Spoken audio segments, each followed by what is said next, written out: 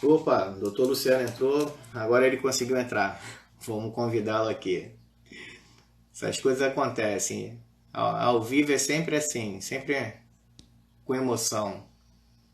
Para ele atender. Bom, aí, como eu ia falando, pessoal, a gente está sempre procurando aí, né, trazer um assunto atual, né, para as pessoas em casa. E mais do que trazer um assunto atual, a gente está procurando trazer esclarecimento, né, para as pessoas. E sempre com pessoas competentes, profissionais qualificados, né? Alguns amigos, outros a gente vai conhecendo, né? Consegue um contato aqui, outro ali, mas estão aí nessa empreitada. Boa tarde, Boa boa noite, noite. Luciano, tudo bom? Boa noite, Peter. Boa noite aos amigos aí. Tudo bem com você, amigo? Tudo bom. Eu tinha entrado aqui no. Acho que a internet travou, agarrou, alguma coisa assim, não estava conseguindo, eu saí e entrei de novo. Aí Aliás, agora aliás, a internet travar é um novo normal. é um novo normal. Ou um velho normal, né? Oh, é verdade. Tudo bem com você, amigo? Tudo bom, Luciano? Em primeiro lugar, te dar uma boa noite e agradecer aí pelo seu tempo, pela sua disponibilidade de estar sendo essa entrevista para a gente, estar conversando com a gente aí sobre essas questões do mindset, o novo normal.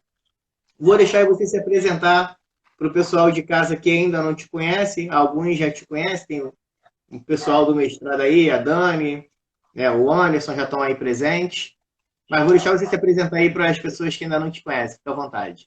É isso. Para quem me conhece já, um abraço e saudades, hein? Saudades aí, que o meu afeto e o meu carinho continua, apesar da distância que a gente está sendo obrigado a manter, né? Para quem me conhece aí, um abraço. Vinícius, que está aí agora, né? A Daniela Moratelli, minha parceira, né? Lá no mestrado. E demais pessoas aí que também estão aí.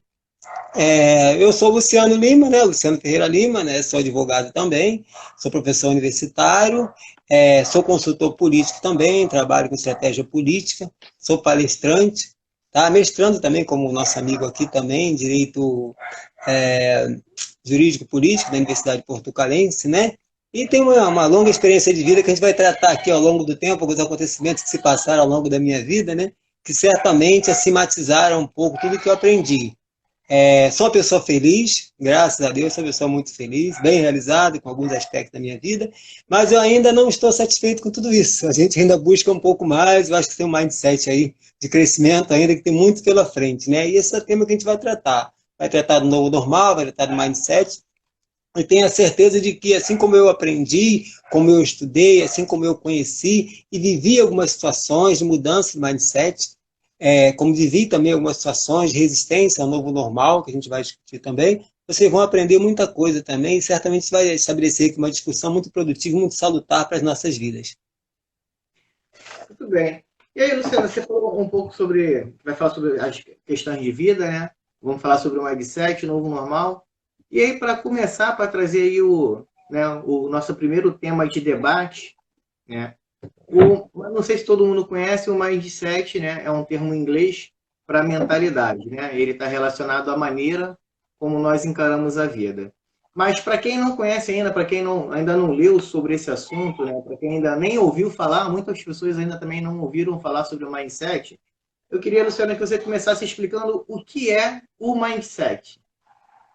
Primeiramente, a gente tem que estabelecer como toda a posição doutrinária, ou até mesmo, em alguns momentos, científica, ela está sujeita a algumas críticas, né? O mindset não é diferente. Existem algumas críticas para alguns com relação à sua superficialidade, né? Porque ela pega termos, situações extremamente práticas, e para outros, quer dizer, a própria ciência às vezes questiona um pouco o mindset justamente por alguma experimentação científica que ela deixou de realizar. Ela fez muita coisa empírica, no caso do mindset, estou me referindo muito mais ao livro da Carol Dweck, né, que fala psicologia do sucesso, que é o mindset. Não vou usar só essa referência, outras referências também, mas ele está muito mais vinculado à maneira como você pensa. E a maneira como você pensa, ela está linkada com as configurações do seu pensamento, que são baseadas assim nas suas ideias, nas suas crenças, no seu valor. Tudo que você tem, a sua ideologia, tudo que você tem que estabelecer o seu modelo mental predominante. Ele mostra assim, se você tem um mindset ele pode ser um mindset fixo ou de crescimento, que a gente vai falar depois, mas ele mostra, por exemplo, como é que você enxerga as situações da vida. Você tem um modo otimista e tem um modo pessimista. E como é que você se comporta diante desses acontecimentos, desses fatos, dessas nuances da vida. Então, o mindset nada mais é do que uma mente configurada, um modelo mental, uma mentalidade que a gente tem, que vem muito lá atrás, com um pouco de carga hereditária, né, que a gente vai discutir também sobre isso, e muito mais com a experiência que a gente viveu ao longo das nossas vidas. Muito bem. E aí, Luciano, você já começando a falar sobre isso, e você já tocou em várias palavras-chave aí, vamos dizer assim, né? Você falou sobre o modelo mental, sobre pensamentos, né?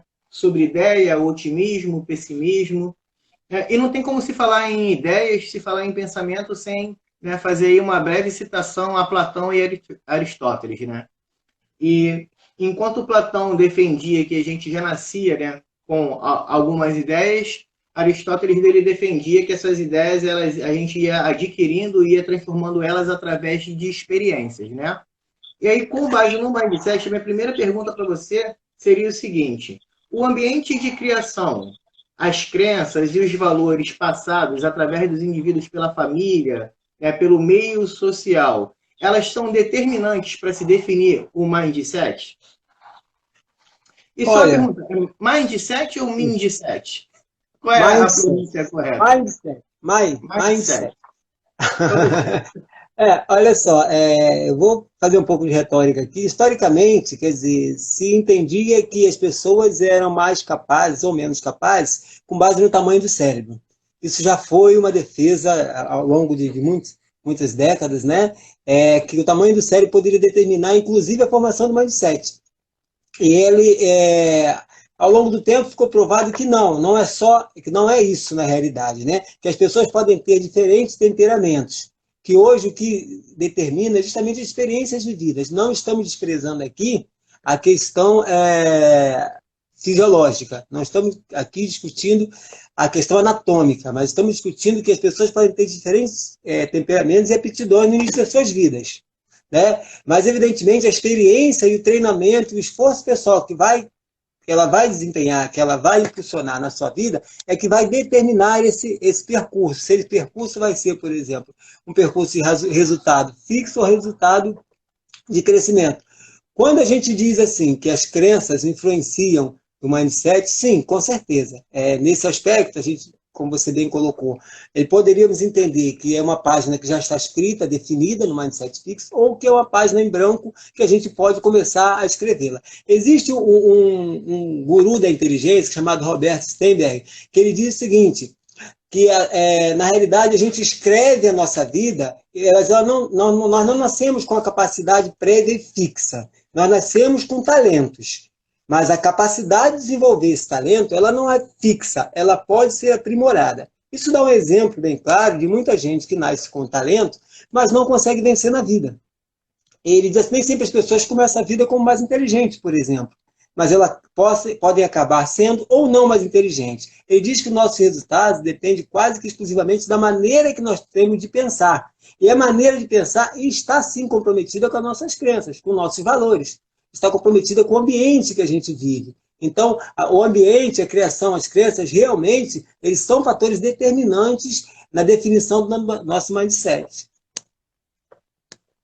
Entendi. Luciano, outra coisa que você falou aí, você falou que a gente não nasce com uma capacidade física fixa, né? Mas que isso pode ser mudado aí ao longo do caminho. Existem alguns estudos, né, que eles demonstram aí a nossa carga genética e o conhecimento transmitido, né, através dos genes para os filhos.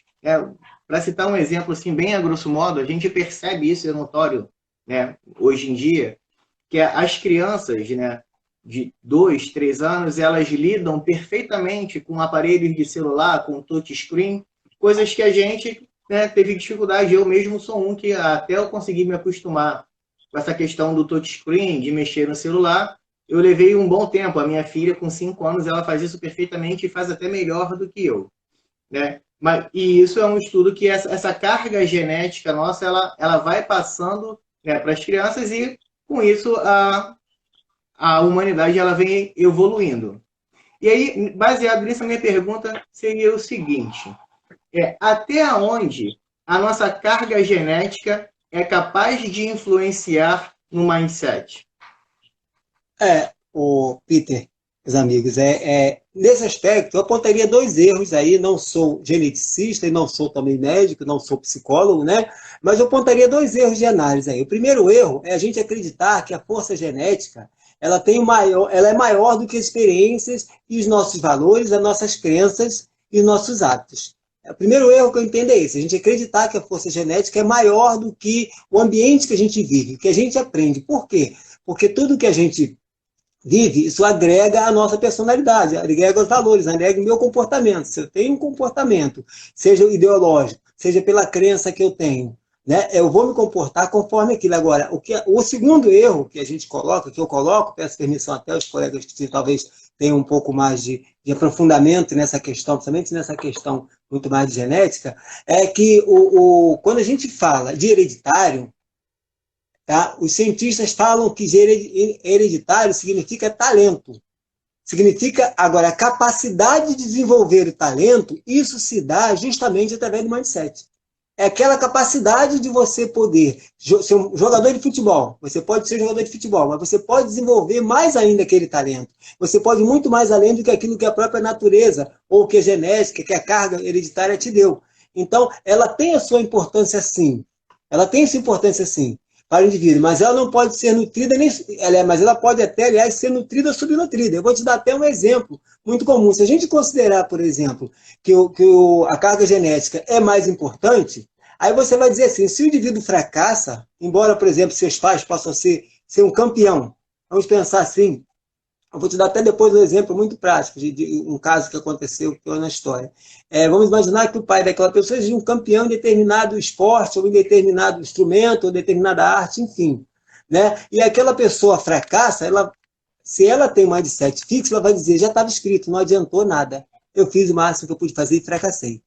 Maktub, estava escrito. E se ela vence, ela vai dizer a mesma coisa. Maktub, estava escrito. Então não vai ser o fato dela vencer ou dela perder. Vai ser o quanto de empenho, o quanto de esforço ela dedicou para chegar lá. Porque se assim fosse, todas as pessoas que tivessem uma carga genética grande seriam vencedores, não dependeria do esforço dela. Isso vai de encontro justamente à ideia do mindset. Um exemplo disso é da jogadora de basquete americana, Issa Stewart. Né? E o pai dela, o Quick Tillis. Ele foi um... Luciano, só um minuto antes de você concluir. O Cláudio está falando que ele está sem áudio. Eu só queria perguntar para o pessoal de casa que está ouvindo se todos estão conseguindo ouvir bem, ou se é um problema exclusivo do Cláudio. Tá? E se o pessoal puder responder aí, só para a gente saber. Pode continuar, Luciano. Tá, ok. Então, assim, Issa Tillis era uma jogadora de basquete e seu pai foi um lutador de boxe. Ele chegou, inclusive, foi o primeiro lutador a conseguir permanecer durante 10 rounds contra o Mike Tyson. Né? Quando ele percebeu que a filha tinha os mesmos traços dele de competitividade, de disposição, de maneira de fazer, de praticar o esporte, ele mandou para ela uma foto com a foto dele dizendo para ela assim, não se espelhe em mim, porque eu sou um fracassado. Vá mais além. Então ele demonstrou que apesar daquele talento que ela tinha que ir muito mais além. Ela não tinha que parar no talento, que foi uma coisa natural. Esse é o mindset de crescimento. Ela precisou compreender e foi estimulada, e aí a gente fala do meio, né? Ela teve, de algum momento, não considerar apenas a carga hereditária, e aí se você entender que o mindset fixo, ele trabalha, que tudo já está pré-estabelecido, ele vai achar que a carga hereditária é uma limitação. Se o pai dele for um fracassado, por exemplo, ele vai se achar que é um fracassado. Se o pai dele for um vencedor, ele pode ser só um vencedor, mas o que vai determinar não é o que ele acha, são as ações dele que ele vai ter para conquistar aquele objetivo que ele tem. Perfeito. E você quando você fala mindset fixo, fala mindset de crescimento. Eu queria que você definisse para a gente quais são as formas de mindset e especificasse aí um pouquinho de cada uma delas para a gente poder entender melhor o que é o mindset, as suas formas, o que é o mindset fixo, o que é o mindset de crescimento. Vamos lá. para ilustrar, assim, a gente diz assim, mindset existem dois, o fixo de crescimento. Existem outro ainda que depois a gente vai tratar sobre ele também, se houver necessidade, né? Mas são basicamente, até porque o outro você migra para lá ou para cá. Mas as características principais de mindset são como é que ele se relaciona, por exemplo, com o fracasso. Né? Como é que ele se relaciona com o esforço? Ele se entusiasma ou não com uma situação difícil ou com a situação fácil? Ele tem, por exemplo, certeza ou dúvida em relação ao sucesso? Ele dá muito ou pouco valor ao resultado? Então, assim, se a gente tem como característica, por exemplo, do mindset fixo, um comportamento diante do fracasso, como comportamento no sentido de que era inevitável. Ele não tinha aquele jeito. Talvez ele tenha feito o máximo dele, mas que o fracasso era uma coisa que estava escrito já. Que ele simplesmente fracassou porque ia fracassar mesmo. Já para o mindset de crescimento, não. O fracasso serve como aprendizagem. Ele diz para o seu cérebro, olha, eu fracassei, mas eu vou continuar fazendo, que eu vou acertar depois. Assim aconteceram com várias pessoas que criaram coisas importantes, a criação da lâmpada é um exemplo, né? 1000 vezes você tenta e na 1000ª você consegue. Então, ele diz para o seu cérebro isso diante do fracasso. Ele implementa novas formas de solução de problemas para evitar o fracasso. Com relação ao esforço, o mindset fixo, ele imagina que o esforço não é importante. O que importa é o talento. Se ele tem talento para fazer determinada coisa, ele não precisa esforçar-se. É como se a gente fosse fazer aqui, o Peter, e você dissesse assim, Luciano, você sabe, você entende sobre isso. Eu falar, eu entendo, pronto.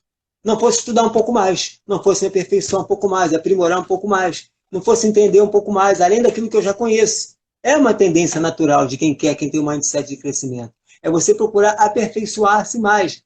Tá? Existe uma frase não lembro agora de quem foi que falou, foi um português, não lembro agora o nome dele, que ele diz assim, se o ótimo é possível, o bom já não basta.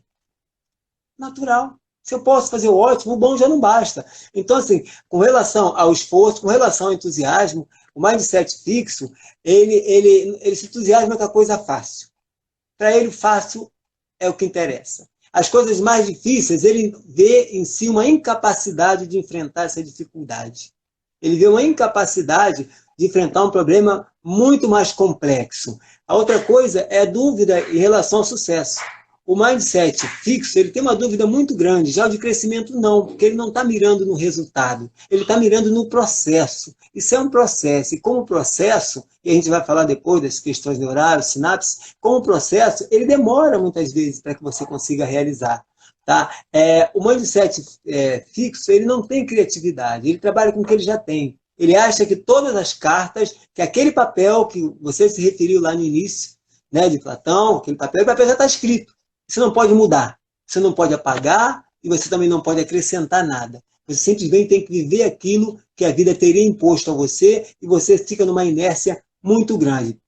Um outro ponto é a abertura para novas experiências. O mindset fixo, ele não quer saber de novas experiências, não interessa para ele novas experiências. O que interessa para ele é viver aquilo que ele está vivendo. É o que a gente chama muitas vezes de zona de conforto.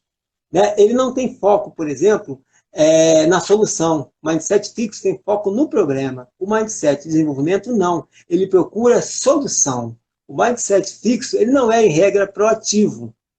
Já o mindset de crescimento, ele é proativo. Ele aceita correr risco. Ele não tem medo de fracassar.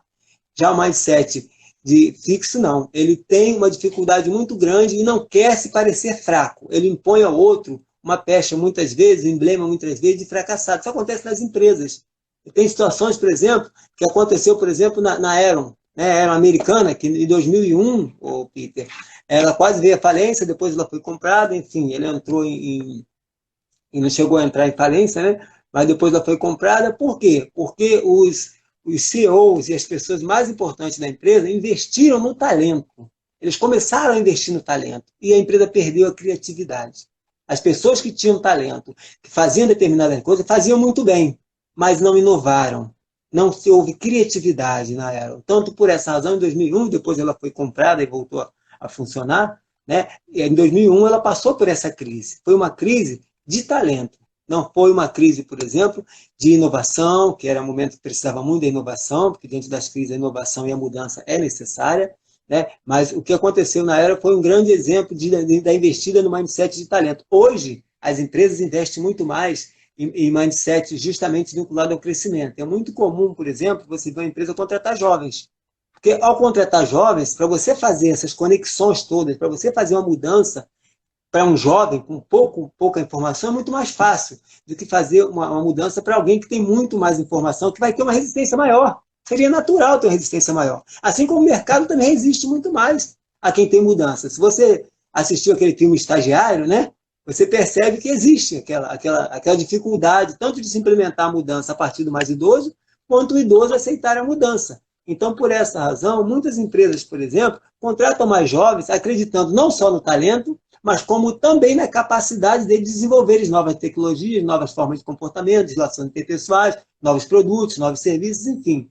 Então, o mindset fixo ele está preso, aprisionado naquilo que já está determinado. O mindset de crescimento ele está sempre em busca da liberdade. Se a gente for olhar com calma, todos nós nascemos com mindset de crescimento. Por quê? Porque nós aprendemos a falar, a andar, a correr, né? A gente está o tempo todo desenvolvendo. Imagina que para uma criança, aquele mundo todo é um mundo de descoberta. Para nós... Seria o mindset natural da vida, né? Sim, seria o mindset natural da vida. O que acontece é que nós interferimos no mindset dos outros.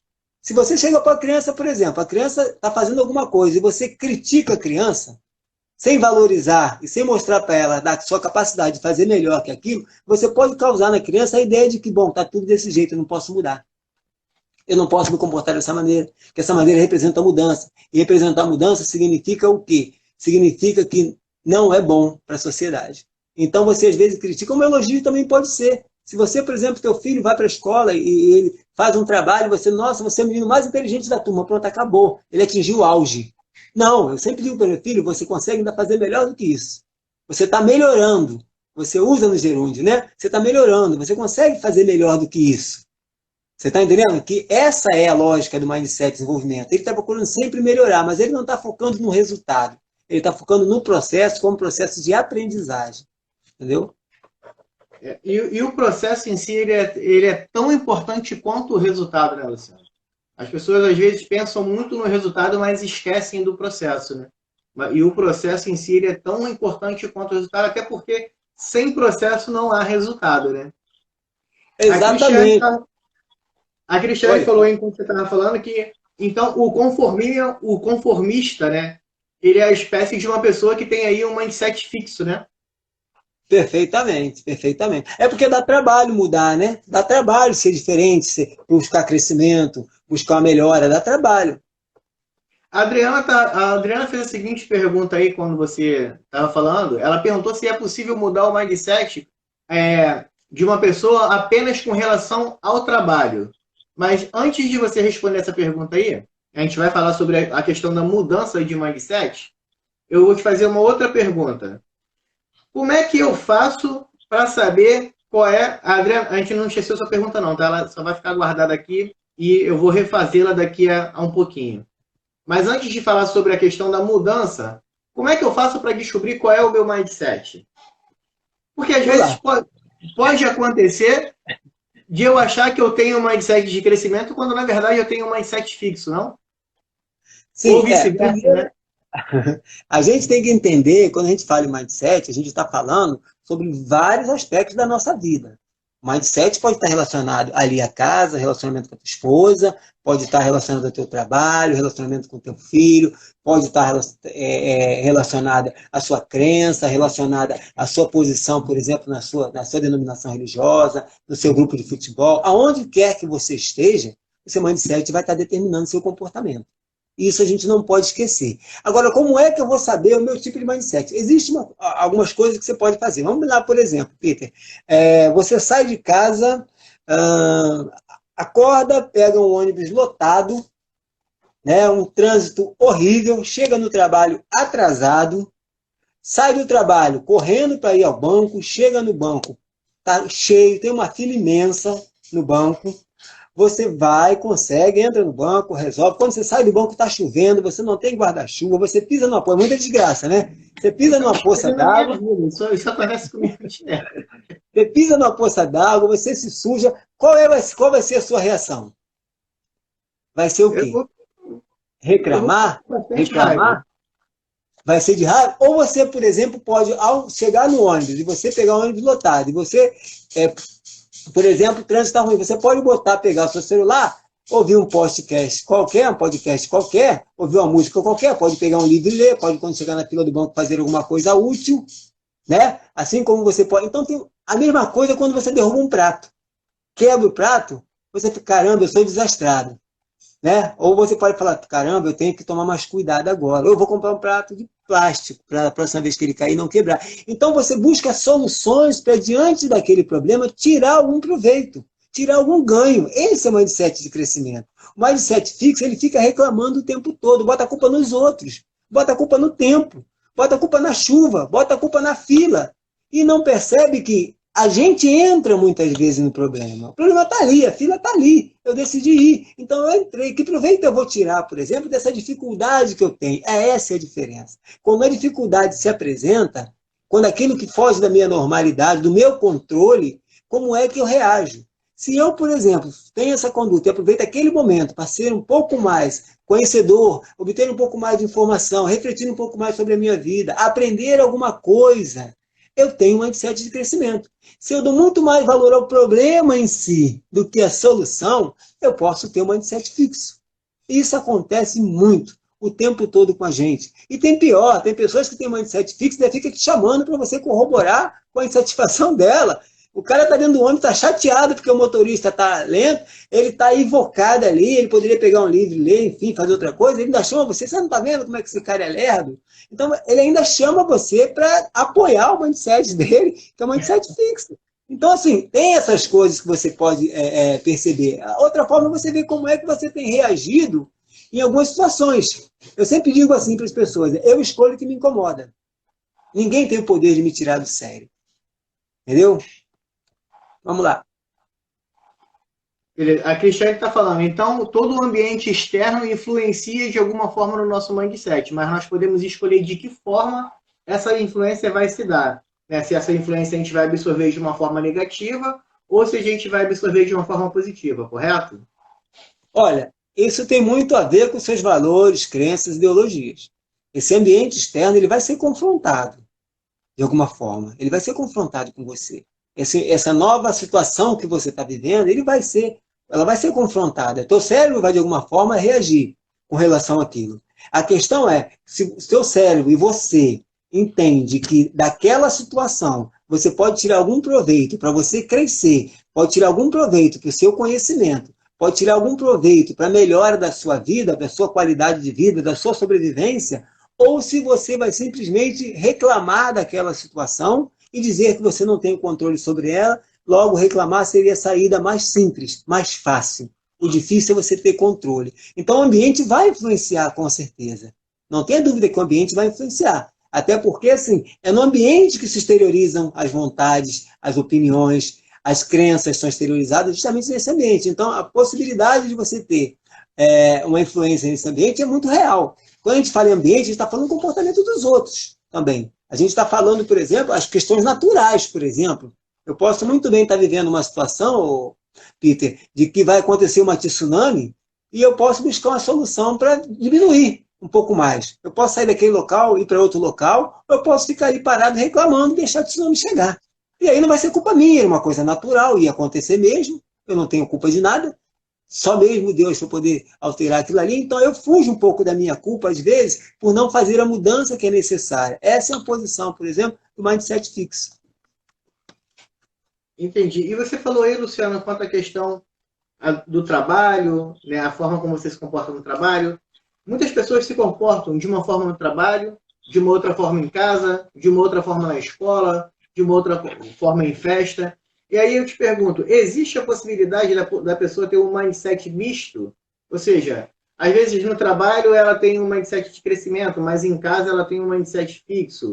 Ou para questões escolares ela tem um mindset de crescimento, mas para as questões de trabalho ela tem um mindset fixo. É possível essa mesclagem? Excelente pergunta, Peter. Parece que pouco se discute a questão do mindset fixo. Na realidade, todos nós temos mindset fixo, mindset misto. Por que que a gente entende isso? Eu vou explicar por quê. Por exemplo, quando um problema se apresenta, normalmente a primeira reação nossa é negar, é tentar evitar o problema, fugir dele. Até que alguém diz a gente, não, um amigo, um familiar, ou a sua própria reflexão, com o tempo diz, não, você tem que enfrentar o problema. Você tem que resolver esse problema. Você não pode fugir desse problema. E aí você adota um mindset de crescimento. A regra é que normalmente nós começamos, enfrentamos o primeiro toque do problema com um mindset misto. Eu vou te dar um exemplo de um caso que eu vivi, por exemplo, que é de um amigo que era da mesma religião que eu sou cristão, e a gente estava numa reunião e de repente apareceu alguém vendendo alguma coisa, né, e ele perguntou ao cara o preço. Né? Aí eu falei, bom, se você perguntou o preço, é porque você quer comprar. Aí ele falou, não é bem assim. Eu falei, é. Aí eu falei com ele, mas se você é uma pessoa cristã e esse cara estava vendendo algo que não era algo lícito, tá? Não era um objeto lícito. O objeto em si não era lícito, mas a forma de obtenção do objeto era ilícito, tá? E aí eu falei, se você pergunta a ele quanto é, você já está interessado em comprar. Então você já fugiu daquela coisa da ação natural, né? Que a ação natural seria você negar. Então você já fugiu daquela coisa. E aí, o que aconteceu? A partir da minha abordagem, ele assumiu uma mindset de crescimento. A partir de eu criticar, ou de eu falar para ele, mostrar para ele que aquela forma não era a forma correta, ele assumiu uma mindset de crescimento. E falou, bom, realmente não é essa maneira, essa não é a maneira de se comportar. Então, muitas vezes, a nossa forma de reação é a mesma coisa de uma discussão que você tem, às vezes, em casa. Às vezes tem uma discussão em casa que a gente entra numa retórica horrível, de contar as histórias do passado, enfim, uma briga terrível. Mas tem momentos que você pensa assim, peraí, isso não vai levar a nada.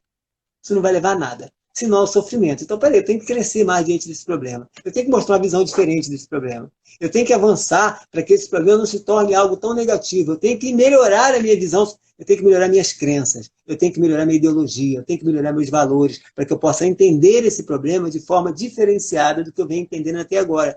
Essa mudança acontece em todos os ambientes. O ambiente de trabalho é muito rico para isso. É um ambiente muito rico. Por quê? Por causa da interação que você tem.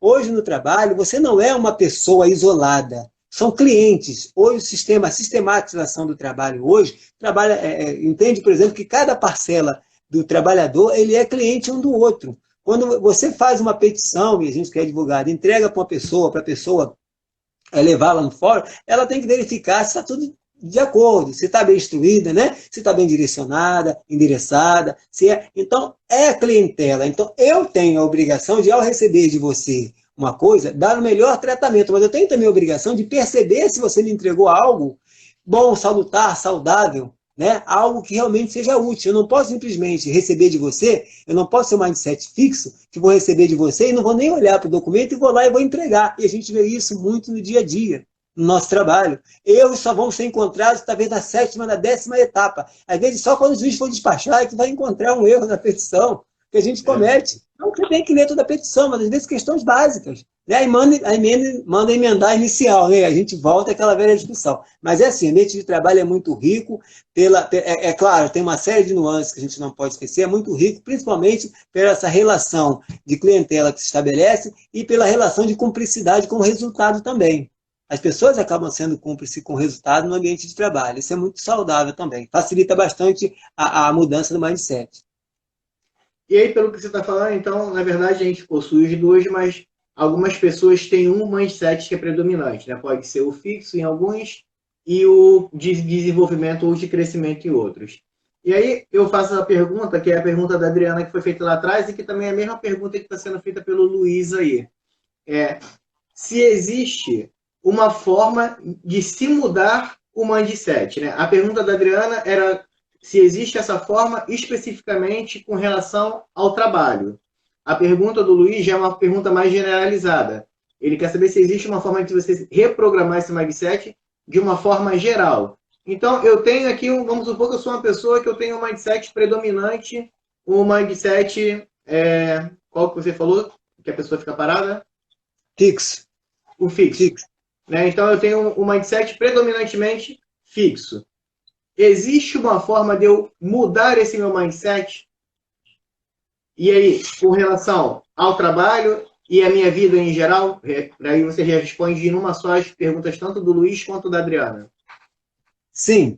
Com certeza. Se não houvesse, né, a gente estaria aqui, né, discutindo algo que talvez não fosse tão relevante. Mas existe sim, e tem muitas formas, né? Essa mudança, ela acontece normalmente de forma mais voluntária.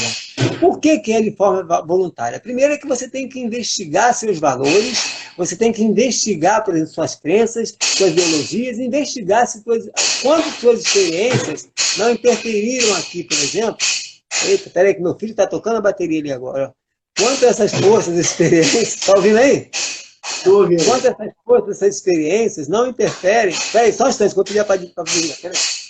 Mas tá trabalhando aqui, tá trabalhando aqui. Ei, tá trabalhando aqui. É o criança, cara. Ele tá lá fora, eu tô aqui no escritório, mas ele tá lá fora, mas é assim. Porque assim, ao vivo tem essas coisas. Não, é porque, até para entender, dentro do tema ainda, por exemplo, quando eu começou essa quarentena, eu resolvi comprar uma bateria para eu aprender a tocar. Né? Só que tem um problema, por exemplo, quando meu filho está acordado, que eu pego a baqueta, vou tocar, ele pega também e quer tocar. Aí eu não consigo tocar. Quando ele está dormindo, eu não posso tocar porque faz barulho. Então tem que achar um caminho. Esse é o papel do mindset de crescimento. Eu vou ter que achar um caminho. Já tentei uma baqueta de papel, mas não deu certo, mas eu vou achar um caminho. Então, assim, para a gente mudar, a gente tem que primeiro estabelecer uma análise das nossas crenças, nossos valores, nossas ideologias. Se elas têm atrapalhado ou não a nossa vida.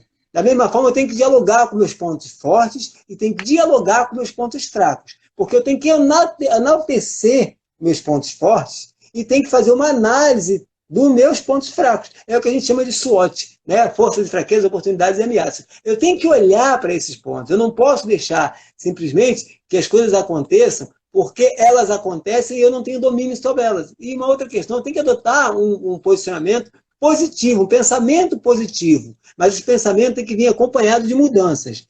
Essa análise vai me dizer o seguinte: como é que eu me comportei naquele momento que eu tive que tomar uma decisão?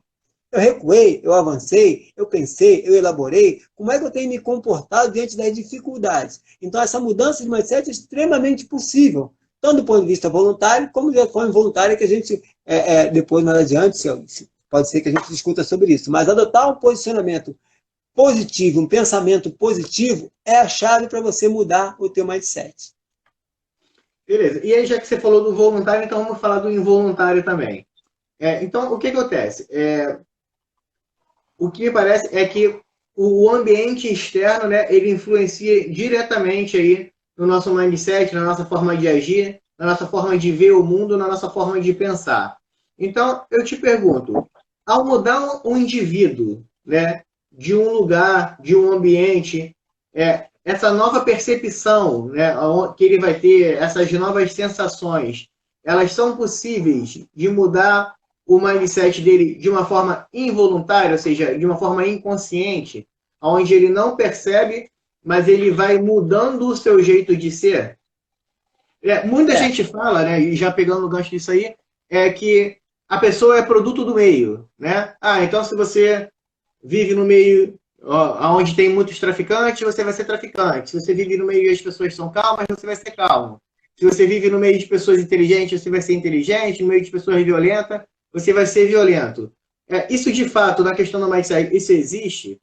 E pode ocorrer essa mudança involuntária, onde eu tiro a pessoa aqui de um meio e insiro ela em outro meio e ela vai passar a ser assim? Entendi. Olha só, a influência do meio, ela nunca para, né?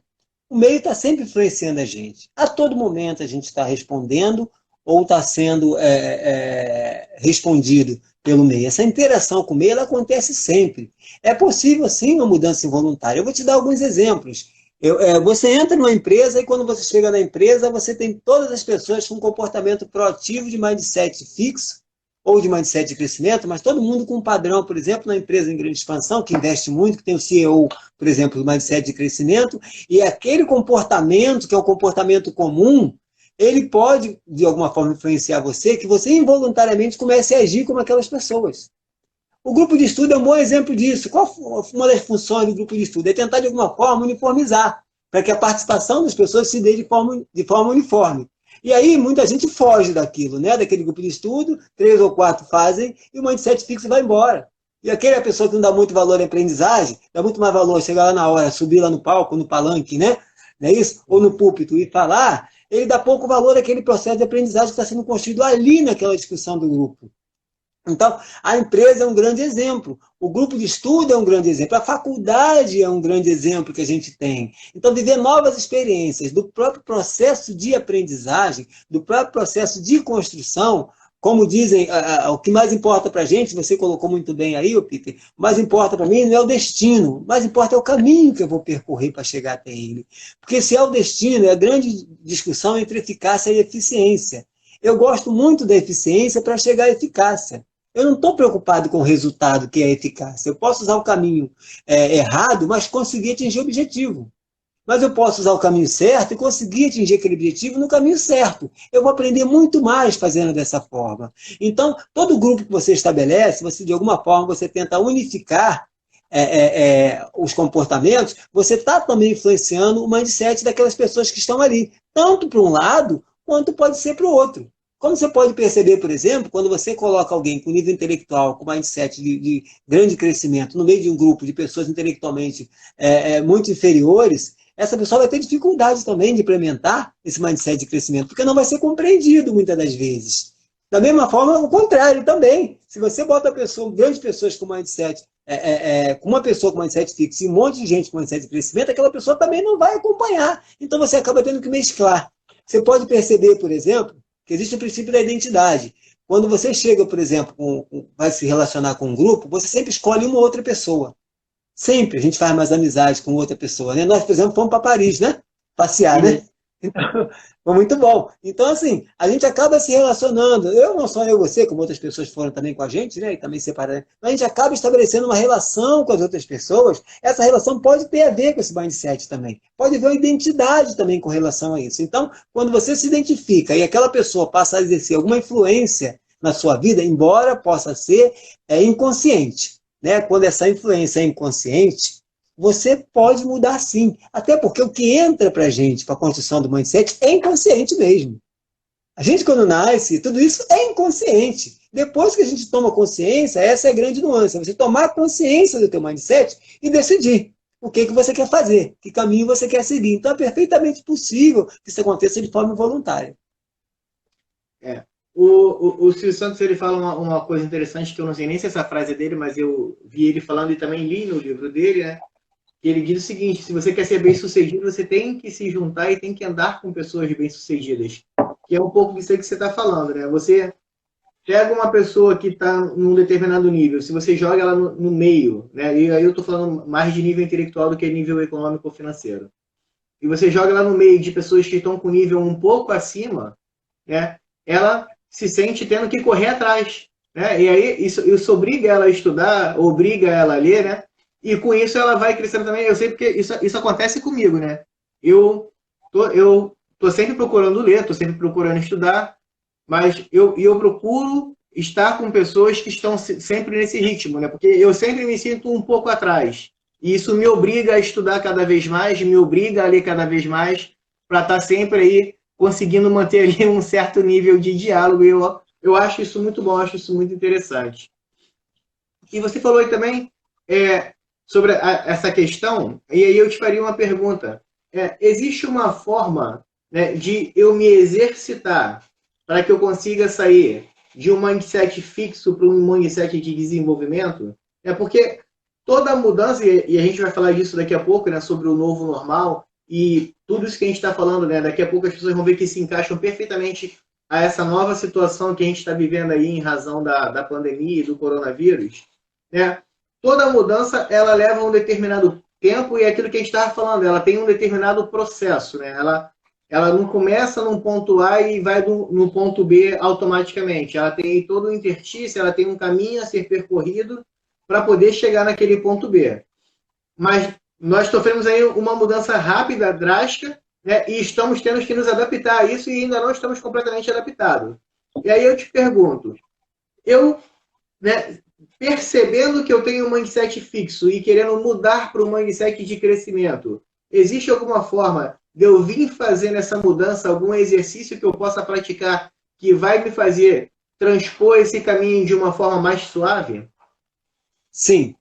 Pegando o gancho do que você falou anteriormente, Peter, e obrigado pela pergunta, a gente lembra, por exemplo, tenho 2 filhos já grandes, e quando eu coloquei eles numa escola particular, meu filho falava assim, pai, essa escola é muito puxada, eu não estou, tá difícil. Então eu disse para ele, e digo hoje, respondendo a que você coloca, a primeira coisa você tem que exercitar o desconforto. O mindset, para ele sair do fixo para o crescimento, você tem que exercitar o desconforto e negociar com esse desconforto. Por exemplo, você pode estabelecer, Peter, que você vai caminhar ou correr durante 1 hora. Você sabe que você vai estar muito cansado, mas você estabelece aquilo como meta. E quando chegar no seu limite, do seu desconforto, ainda não completou os 10 quilômetros, você sabe que você tem uma meta. Então você vai exercitar aquele desconforto. Você vai insistir naquilo porque você tem uma meta a cumprir. Estabelecer metas menores no início, você vai estabelecendo metas maiores. E toda vez que você atingir essa meta, uma coisa que não se pode nunca deixar de fazer é celebrar a vitória. Você tem que celebrar cada vitória que você tem. É claro que você vai ter que exercitar a paciência, vai ter que fazer uma análise das suas crenças, dos seus valores, das suas ideologias, vai ter que mensurar as suas reações, mas essencialmente é exercitar o desconforto, ver o que o desconforto te leva a desistir ou a insistir. O trabalho da desistência e da insistência é perfeito para os mindsets.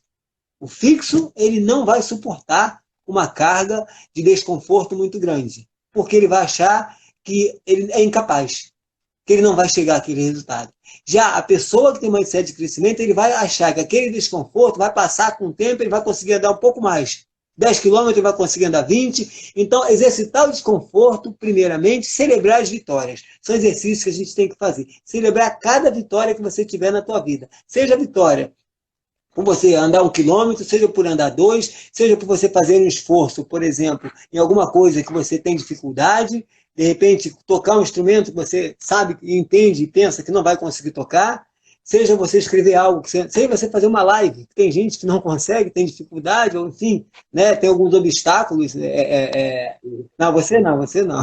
Então, assim, exercitar o desconforto. E quando o seu filho, por exemplo, se coloca na posição de desconforto, o que a gente tem que fazer? Estimular e dizer que a vida é isso mesmo. A vida é competitiva. E esse desconforto é que vai justamente estabelecer as ligações das sinapses neurais, que vai dizer para você que aquilo vira comum. Né? Aquilo vai virar uma coisa comum.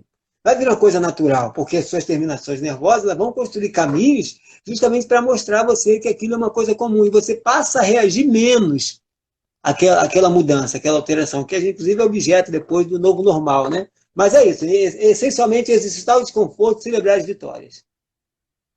Então, no mundo ideal, o ideal seria primeiro, né, a gente mudar aí a nossa questão do mindset, né, para poder trabalhar melhor com o desconforto, mas não é o que acontece, né? Primeiro vem a situação de desconforto, num primeiro momento a gente não sabe lidar com aquilo dali, e depois a gente passa a lidar com isso, né?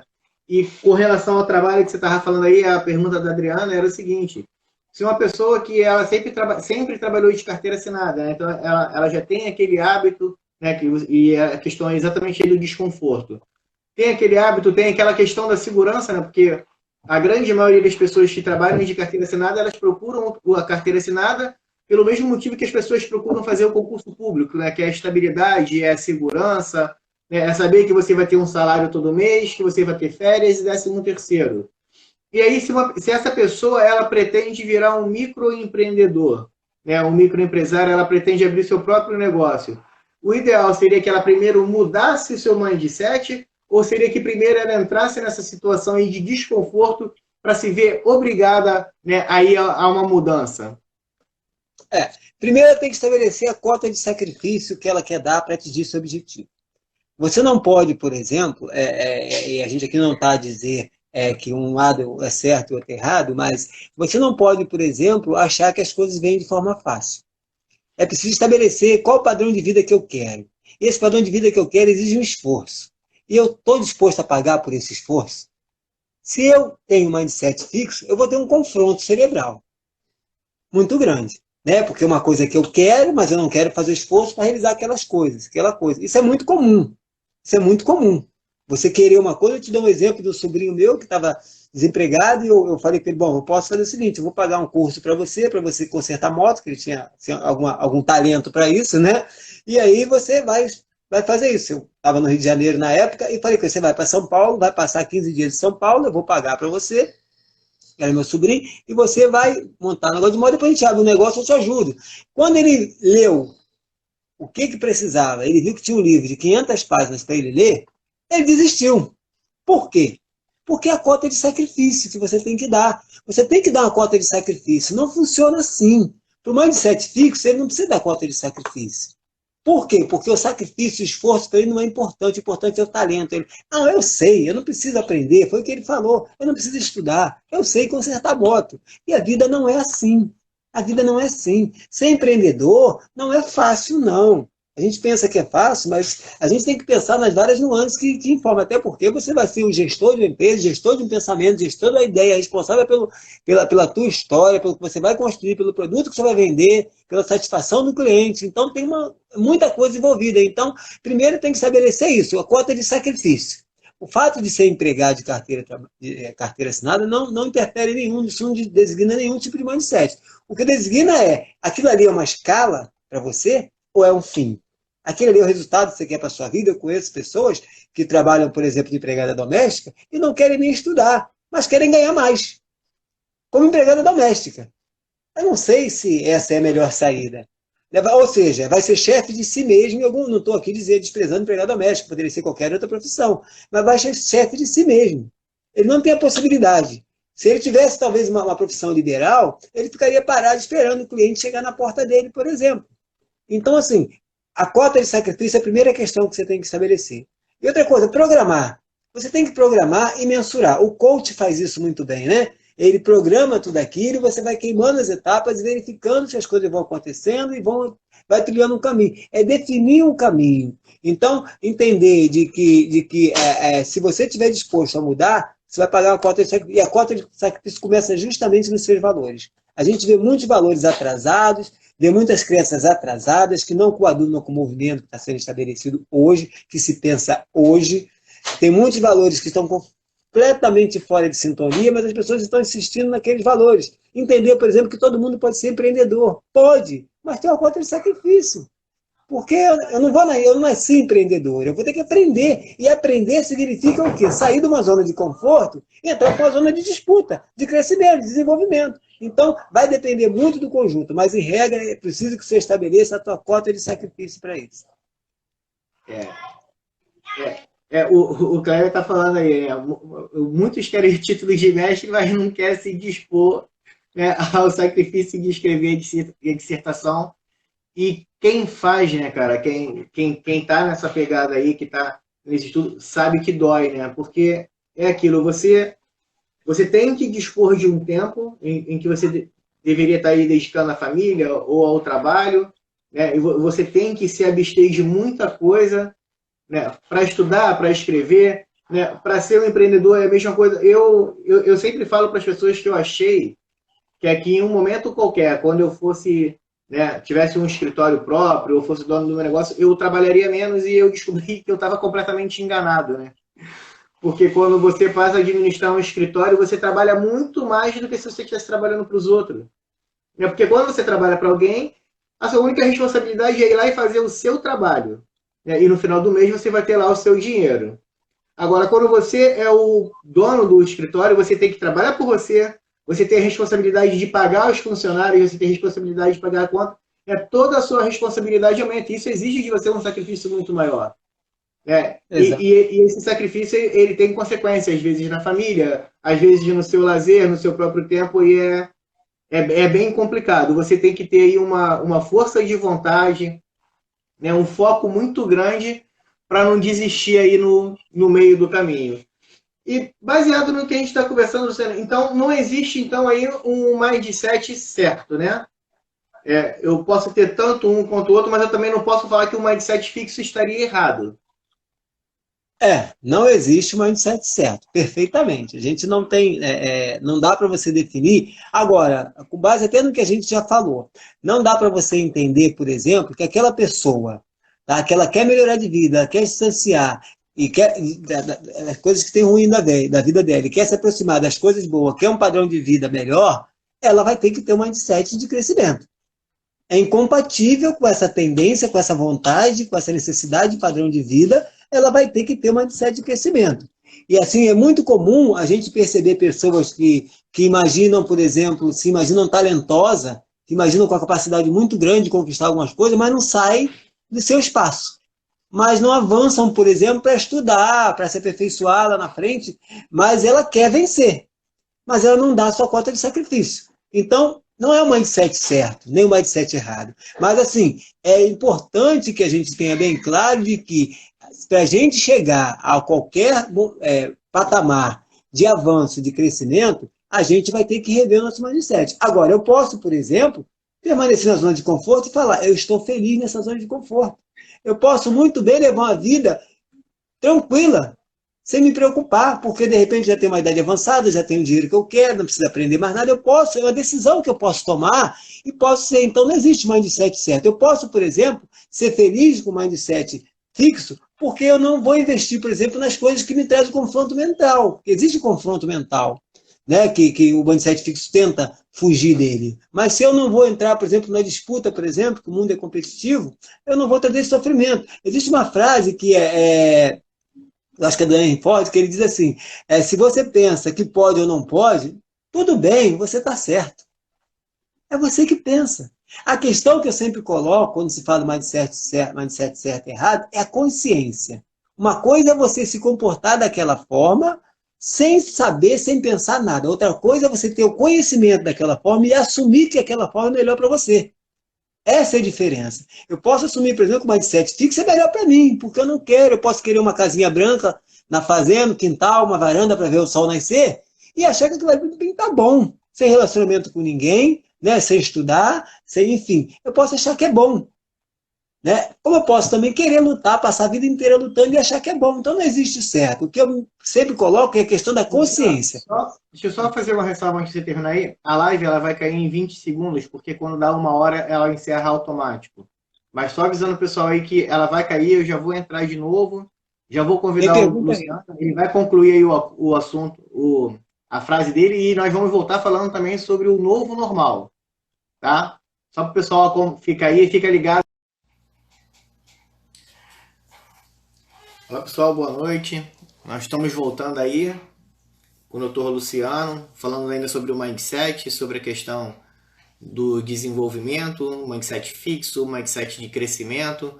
Vamos falar também sobre o novo normal. O Dr. Luciano já está voltando aí. Só aguardar ele entrar que eu já vou convidá-lo. O Dr. Luciano já entrou. Eu vou chamar ele aqui agora. Espero que o pessoal esteja gostando aí, né? Que esteja sendo bastante esclarecedor. O doutor Luciano já voltou. Isso. Pode concluir, Luciano. Só para o pessoal que não acompanhou aí, tu pode retornar um pouquinho o raciocínio? Só para voltar para quem entrou agora. Tá, a gente estava falando se existe um mindset certo, né? É isso? É exatamente isso. Eu estava colocando assim, não existe mindset certo ou errado. Tá? O que acontece são decisões que você toma diante daquilo que você entende que é a sua qualidade mental, sua capacidade mental, o estilo de vida que você quer. Se eu quero uma qualidade de vida boa, eu devo procurar um mindset de crescimento, para que eu possa melhorar, tanto do ponto de vista intelectual, quanto do ponto de vista do financeiro, do ponto de vista material, eu tenho que melhorar. O que não dá é para eu querer um estilo de vida e não ter o esforço para tê-lo.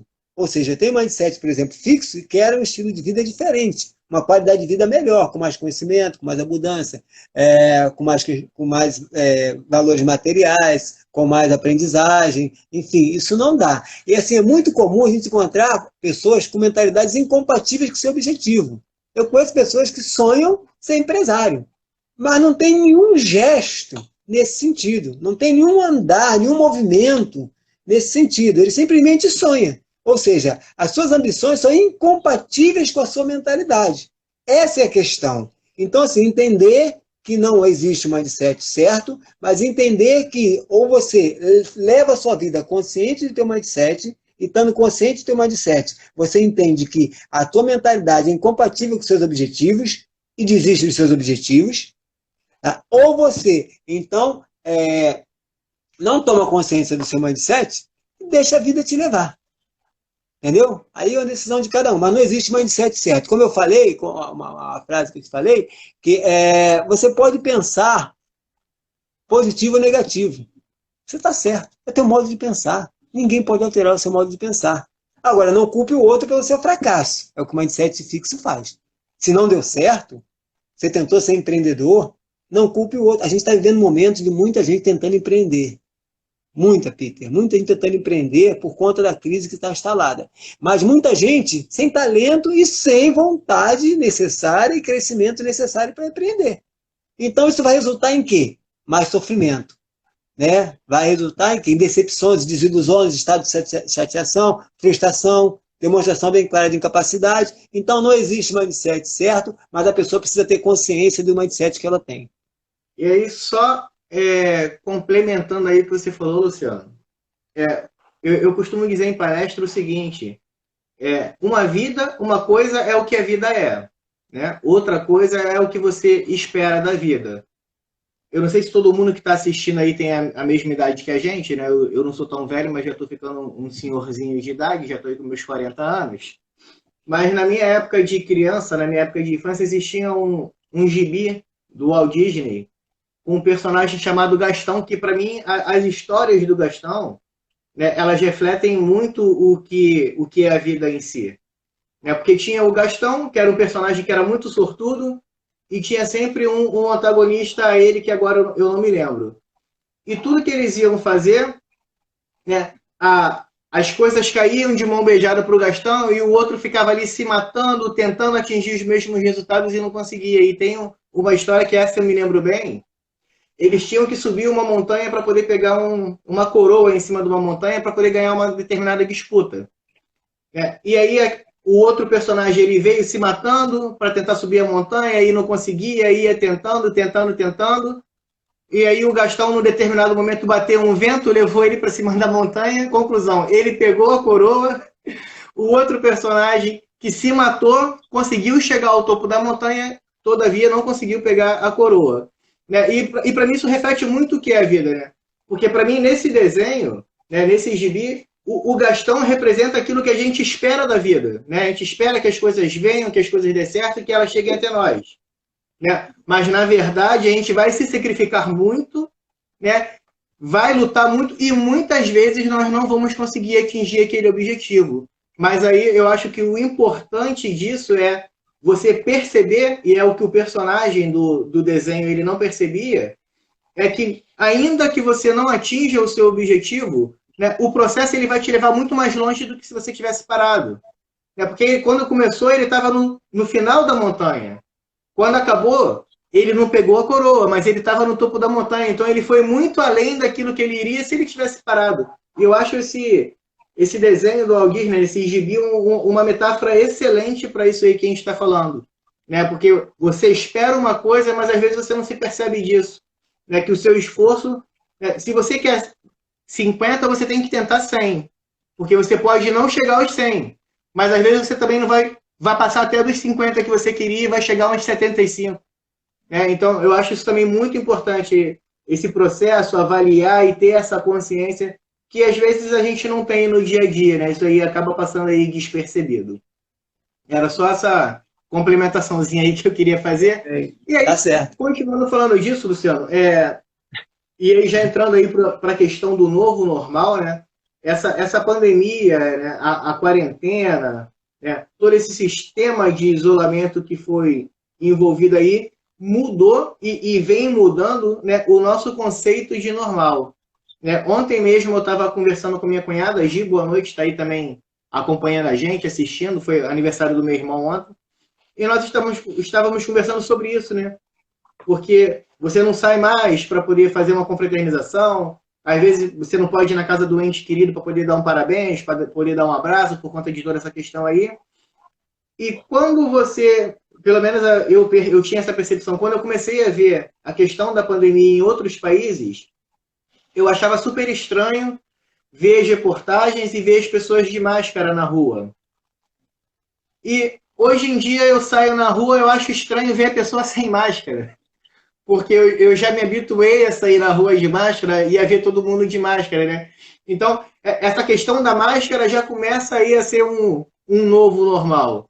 E aí, para a gente entrar nesse assunto, eu queria que você primeiro desse aí uma dissertação para a gente do que seria considerado o comum, né? O que nós entendemos como comum, como normal e como normalidade, para aí, assim, a gente poder começar a falar do que seria um novo normal. Isso, vamos lá. O novo normal é um conceito que foi cunhado ao longo dos tempos, justamente em razão das crises que se estabeleciam. Né? O novo normal, ele não está se referindo, a gente não pode entender o novo normal, ou seja, a nova forma de viver normalmente, seria isso, né? O novo normal seria justamente essa mudança que vai acontecer e que a partir dessa mudança, decorrente dessa pandemia, que está se avizinhando, quer dizer, que está presente agora na nossa vida, a gente vai ter que adotar algumas posturas diferentes, alguns comportamentos diferentes diante de toda essa mudança que aconteceu. Então, o novo normal, ele não está considerando, a gente não pode entender o novo normal como uma situação crítica, mas cíclica. Não. É como uma situação crítica que veio para estabelecer uma mudança estrutural no comportamento social. Isso é o novo normal. A pandemia trouxe para a gente essa ideia do novo normal, porque a partir dela a gente vai passar a ter comportamento que não tínhamos antes. E a gente vai conversar sobre isso. Então, assim, essa repercussão ela acontece em toda a nossa vida. Esse novo normal, essa nova maneira de viver e que as coisas vão se tornar normais para a gente a partir de alguns acontecimentos, nesse caso, da pandemia. Então, a gente deve começar a entender assim, como você bem colocou. O que seria uma coisa, o conceito de normal, o que seria? Primeiro, tem que começar do conceito de comum.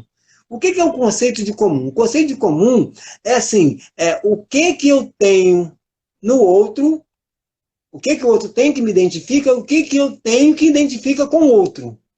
É a primeira lógica que a gente tem. Comum é eu dizer assim, eu tenho um comportamento que aquela pessoa se identifica com ele, e ele tem um comportamento que eu me identifico com aquela pessoa. A construção desse padrão de comportamento ele é muito visível, por exemplo, quando você vai para as empresas de marketing, de publicidade, que ela cria um produto com base num perfil de cidadão, num perfil de pessoas, do quais os comportamentos, as visões, as crenças, as ideologias são comuns. Então, ela escolhe um grupo, um extrato social que tenha algumas relações comuns, porque ela não faz um produto para uma pessoa só, especificamente. Vamos imaginar, por exemplo, você pega os deficientes físicos. O cara vai fabricar um produto voltado para o deficiente físico. O que há de comum entre eles seria, por exemplo, a deficiência. Pode ser deficiência comum.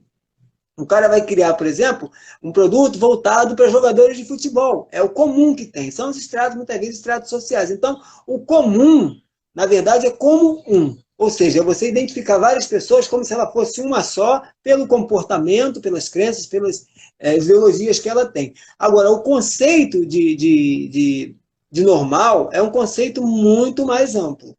Por quê? Porque o conceito de normal ele está atrelado àquilo que é norma, que é a regra, seja uma norma legal, seja uma norma de comportamento social, aquilo que a norma entende como uma norma que não vai atentar contra a sua sobrevivência, contra a sua saúde, contra o seu bem-estar. Então, vou pegar, por exemplo, se a gente disser assim, é muito comum você ver jovens usando drogas ilícitas. Pode ser muito comum, mas não é normal porque atenta contra a saúde deles.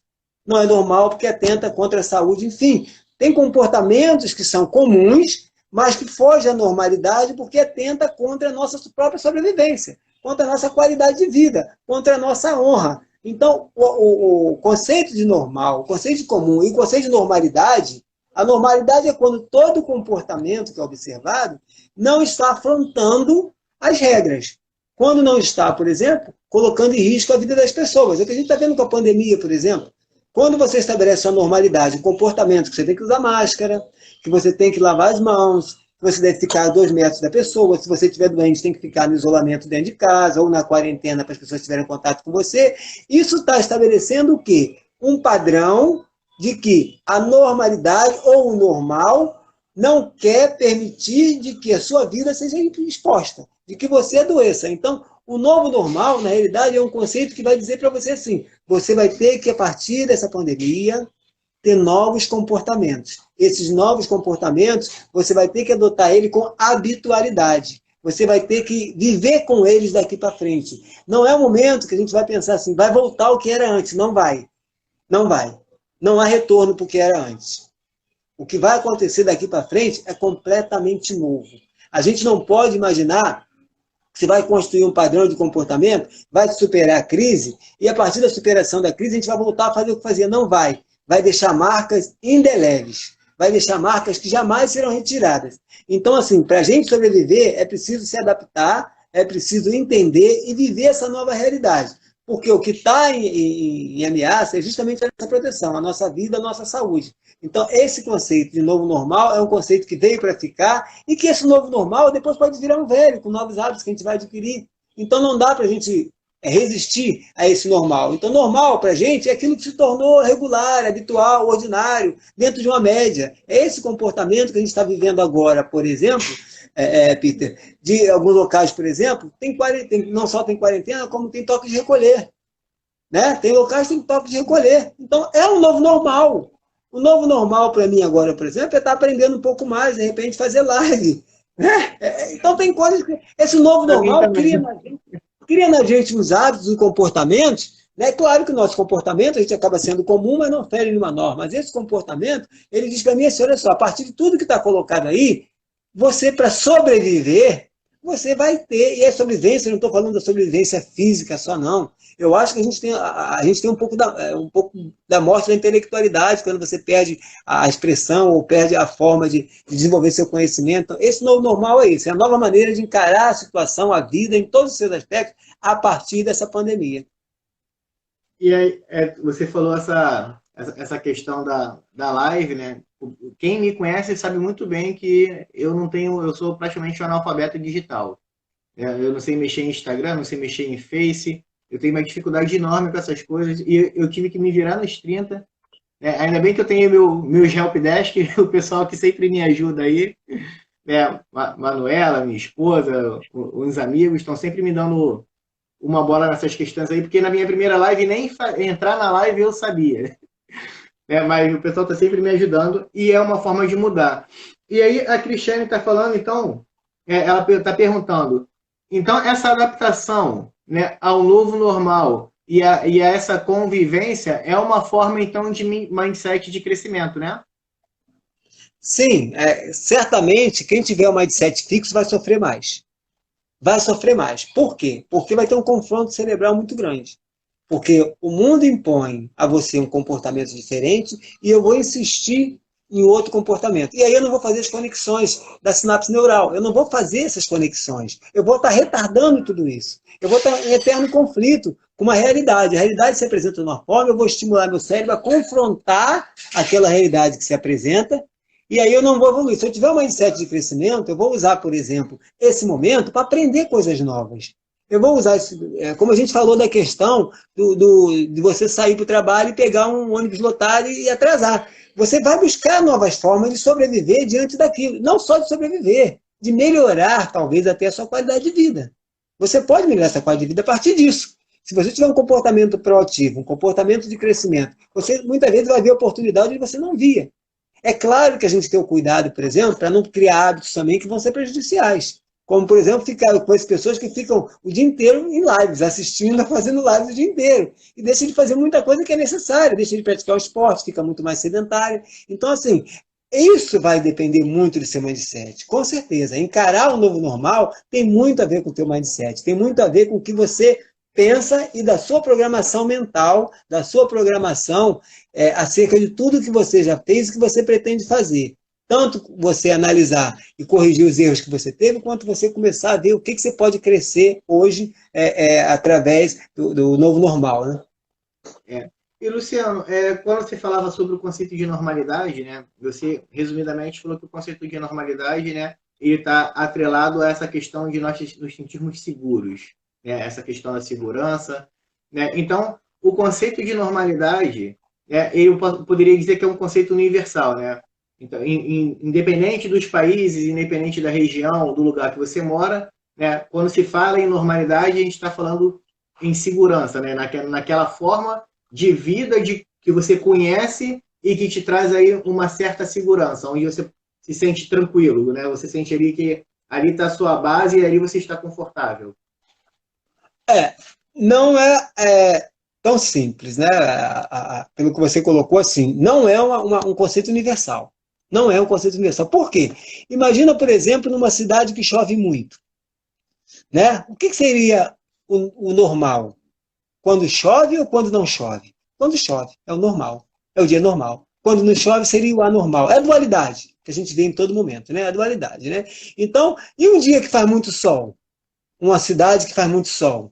O normal é fazer sol. O anormal é chover. Então, para mim, por exemplo, que tem uma religião, o normal pode ser essa conduta. A outra pode ser anormal. Para eu, por exemplo, que tenho, por exemplo, uma concepção ideológica, o normal pode ser uma coisa, o anormal pode ser outra. Então, esse conceito não dá para você universalizar, até porque a gente tem os estratos sociais. O normal para mim, que estou aqui na minha casa, com um escritório, com 3 quartos, enfim, com 2 banheiros, não vai ser a mesma forma de encarar para uma pessoa que está no quarto de 40 metros, com 5, 6 pessoas. A forma de encarar, a forma de viver esse normal, não pode ser universal, porque tem situações muito típicas, tem situações muito particulares, e que assim, não dá para você universalizar esse normal. E aí eu estou falando do normal, não estou falando do normal legal. Estou falando do normal natural, daquela crença natural que a gente tem. O normal legal vai ter que ser estabelecido, vai ter que ser obedecido. Mesmo assim é difícil. Pegar que alguém se distancie, por exemplo, de outra pessoa que está doente, num momento desse, você tem 10 pessoas numa casa, 5 pessoas, é muito difícil. Então, assim, não dá para você... não é um conceito universal. E não tem como ser um conceito universal. Ainda que dentro do mesmo país, do mesmo local. E aí, Luciano, com base nisso, né? A gente falava também que toda mudança ela exige um processo que tem que ser percorrido, né? E a mudança ela não acontece da noite para o dia, ela não é automática. Entretanto, nas condições atuais, a mudança foi exatamente assim, ela foi da noite para o dia, né? Hoje você pode fazer isso, amanhã você já não podia mais. Hoje você podia sair sem máscara, amanhã você já não pode mais. Tendo em vista essa mudança repentina, né, e esse novo padrão forçado de condutas a serem adotadas, você acredita aí que seria capaz, né, das pessoas atingirem aí, ou de entenderem uma nova normalidade dentro de um espaço curto de tempo? Ou você acredita que isso ainda vai levar muito tempo até as pessoas conseguirem se habituar com esse novo padrão de normalidade? Primeiro, assim, a gente definiu o que é curto espaço de tempo, né? O que a gente entende como curto espaço de tempo, porque fica muito difícil a gente estabelecer. Por exemplo, existe um psicólogo, que eu não lembro o nome dele agora, Jeremy Dean, se não me engano, é autor do livro Fazendo Hábitos e Quebrando Hábitos. Né? Ele diz, por exemplo, que dependendo da situação, dependendo da mudança que você quer implementar, você pode levar até 66 dias, 70 dias para implementar essa mudança. Antes se trabalhava com a ideia de 21 dias. Era muito comum, faça uma coisa por 21 vezes, no dia seguinte você se acostuma. Ele diz assim, que vai depender do tipo de hábito. Por exemplo, você pode adquirir um hábito de todo dia, ao acordar, tomar um copo de água antes do café. É um hábito simples, não tem muita dificuldade. Esse hábito pode levar 20 dias. Mas você pode, por exemplo, estabelecer como hábito, todo dia que você acordar, ir para a rua, percorrer 10 km, 20 km, esse hábito é mais difícil de você adquirir. Então, ele pode levar mais tempo. Então, a questão temporal, ela não está definida ainda. Agora, o que está colocado, e a gente tem que ter bastante cautela, é justamente assim, o hábito favorece as conexões neurais. Então, se você estabelece como hábito fazer alguma coisa, o seu cérebro começa a estabelecer conexões neurais. E essas conexões neurais, elas vão justamente transmitir informações novas, né? E vai se habituar com essas informações. Quando é que você vai saber que essas informações viraram hábito? É quando estiver no automático. É como diz o nosso amigo, nosso professor Kleber, né? Quando o cérebro automatizar. Quando você acordar sem pensar, você for lá e tomar sua água antes de tomar café. É quando você praticar aquele hábito sem raciocinar, lógico, inconscientemente, vamos dizer assim, já está no automático. Aquela sensação de desconforto, né? Na Já não prática. tem mais. Nem de obrigação. Até porque as conexões neurais estão feitas. Então você vai fazer aquele gesto, vai praticar aquilo de forma muito natural. É justamente isso. Você quer ver, por exemplo, assim, antes, quer dizer, a gente achava, por exemplo, que o cérebro ele chegava no momento, ele parava de produzir neurônios. Né? Antes chegou a se pensar isso. O cérebro chega um momento, ele parava de produzir neurônios. Que o cérebro era extraordinário, ele constrói as conexões, todo mundo sabia isso. Que ele chegou um momento, deixava de produzir neurônios. Hoje já não se pensa assim. Hoje não se pensa que é irreversível, por exemplo. Né? Hoje já se entende, por exemplo, que ao longo da vida existe uma capacidade de se produzir neurônios, que o cérebro ele é mais plástico, ele é mais elástico.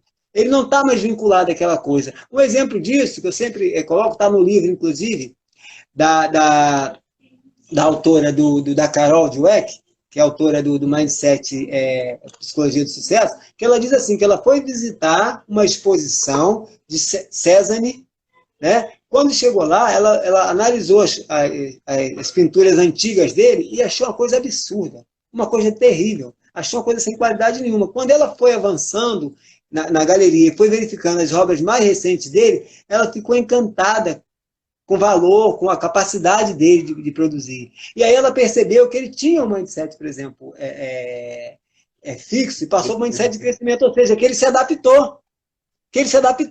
De alguma forma. Então, os seus neurônios, suas conexões foram feitas. Essa adaptação que ele aconteceu, da mesma forma que acontece com a gente, com o novo normal. É justamente os estímulos que a gente recebe que vão fazer essas conexões. Por exemplo, se você, por exemplo, for verificar um motorista de ônibus, né, e um motorista de táxi, no seu trabalho, quem teria que ter mais conexões neurais? O motorista de táxi. Porque ele vai fazer caminhos que eles desconhecem. Ele vai pegar você, vai te levar para um lugar que ele não conhece. O motorista de ônibus não, ele tem um caminho estabelecido já. Então, o hipocampo do motorista de táxi, por exemplo, onde você tem a dimensão espacial, ele vai desenvolver, vai criar conexões neurais com muito mais facilidade do que o motorista de ônibus que faz aquela coisa rotineiramente. As nuances são muito poucas, as mudanças são muito poucas. Então, as mudanças que acontecem na nossa vida, elas determinam e muito essas conexões neurais e a nossa adaptabilidade a essa mudança. Então, assim, não existe espaço de tempo determinado, mas vai ser a partir do momento em que você parar de resistir, começar a entender, ajudar o seu cérebro a formar, e quando você perceber que aquilo é natural para você, você já está realmente vivendo no normal. E aí, Luciano, com relação à questão de mudança e de adaptação, eu te perguntaria o seguinte, qual você acredita que vão ser aí as barreiras e as dificuldades a serem encontradas nessa mudança para esse novo normal durante esse período de pandemia?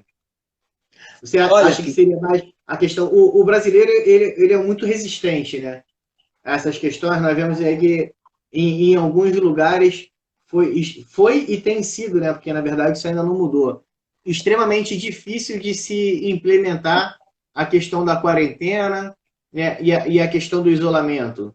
A gente vê aí ainda hoje as pessoas no banco, hoje dias com máscara, porque senão não conseguem entrar, mas todavia não respeitam o limite de 1,5 metro. Então, dentro desse panorama aí que a gente vive, que a gente observa, quais as barreiras aí principais que você acha que devem ser enfrentadas e transpostas para que se implemente aí um novo normal? Eu apontaria 2 barreiras. Uma barreira objetiva e uma barreira subjetiva. A barreira objetiva é justamente a controvérsia que existe entre a ciência, hoje, com relação à ciência, que, por exemplo, é a política que o presidente da República está procurando negar uma ciência, negar um fato que é uma realidade, isso está levando pessoas a terem uma barreira para se adaptar ao novo normal, porque elas ainda acreditam que tudo isso aqui é, por exemplo, uma grande conspiração, né? Que tudo isso aqui, por exemplo, é uma grande mentira. Essa é a primeira barreira, uma barreira objetiva. Tá? A ideia de que existe uma controvérsia na ciência e que, existindo uma controvérsia na ciência, isso tudo pode ser, por exemplo, um vírus chinês para atacar o país, ou para atacar os outros países, para beneficiar economicamente a China, pode ser, por exemplo, uma ideia mal vendida, enfim, pode ser uma série de situações. A segunda é a questão subjetiva. É assim, é você desafiar o antigo. Ao desafiar o antigo, acho que tem três coisas que a gente deve observar quando a gente fala assim, nessa barreira objetiva. Eu estou desafiando aquele comportamento antigo para colocar um comportamento novo. E as primeiras barreiras, as barreiras são assim, eu vou listar algumas delas aqui. A primeira é a resistência, que é natural que a gente resista. Nosso cérebro foi treinado para automatizar as coisas. E quando você tem que fazer mudança, o cérebro vai resistir. E essa resistência dificulta, por exemplo, o estabelecimento de sinapses, que são impulsos nervosos, né, que, de um neurônio para o outro, para você fazer essa função de levar informação. Então, a primeira vai ser justamente a dificuldade de estabelecer novas sinapses. Tá? E a resistência que a gente tem leva a isso. O outro ponto que a gente deve considerar é a quebra de paradigmas. Essa quebra de paradigmas é importante porque, vamos pegar, por exemplo, o que a gente chama assim de sair da casca do ovo. Vamos imaginar, por exemplo, que você vai para uma determinada empresa, troca de empresa de trabalho, e quando você sai daquele trabalho, você estava lá confortável, tranquilo, e você pensa assim, caramba, eu vou ter que enfrentar tudo aquilo de novo. Eu vou passar por tudo aquilo, vou ter que passar por processo de aprendizagem, conhecer pessoas novas, eu vou ter que me adaptar a um local que tem comportamentos diferentes, enfim. Eu preciso sair dessa casca do ovo e notar assim, peraí, tudo aquilo que eu aprendi, mas existe um mundo lá fora que é totalmente diferente. E esse novo que está colocado lá fora é um novo necessário, é um novo que depende da minha sobrevivência. Então, assim, eu tenho que entender que existe um lugar melhor. Quebrar o paradigma de onde eu estou é o melhor. Existe um lugar melhor. E existe um lugar que eu posso tornar melhor, a partir do momento que eu não resista. Então, quebrar esse paradigma de que o que eu tenho, de que é o melhor, é possível ter algo melhor. O melhor para mim não é o melhor, não quer dizer o melhor no sentido de que vai me fazer extremamente feliz. Não, é melhor para a minha saúde, é melhor para a minha sobrevivência, é melhor para que eu possa estabelecer uma qualidade de vida, né, melhor e mais segura. O outro ponto é justamente o novo normal, é quando a mudança começar a ser aceita. Aí o novo caminho é processado no seu cérebro. Quando você aceita aquela mudança e começa a viver aquela mudança, você dá ao seu cérebro a ideia de que, peraí, estabeleça conexões neurais aqui, porque esse caminho, eu vou seguir esse caminho aqui.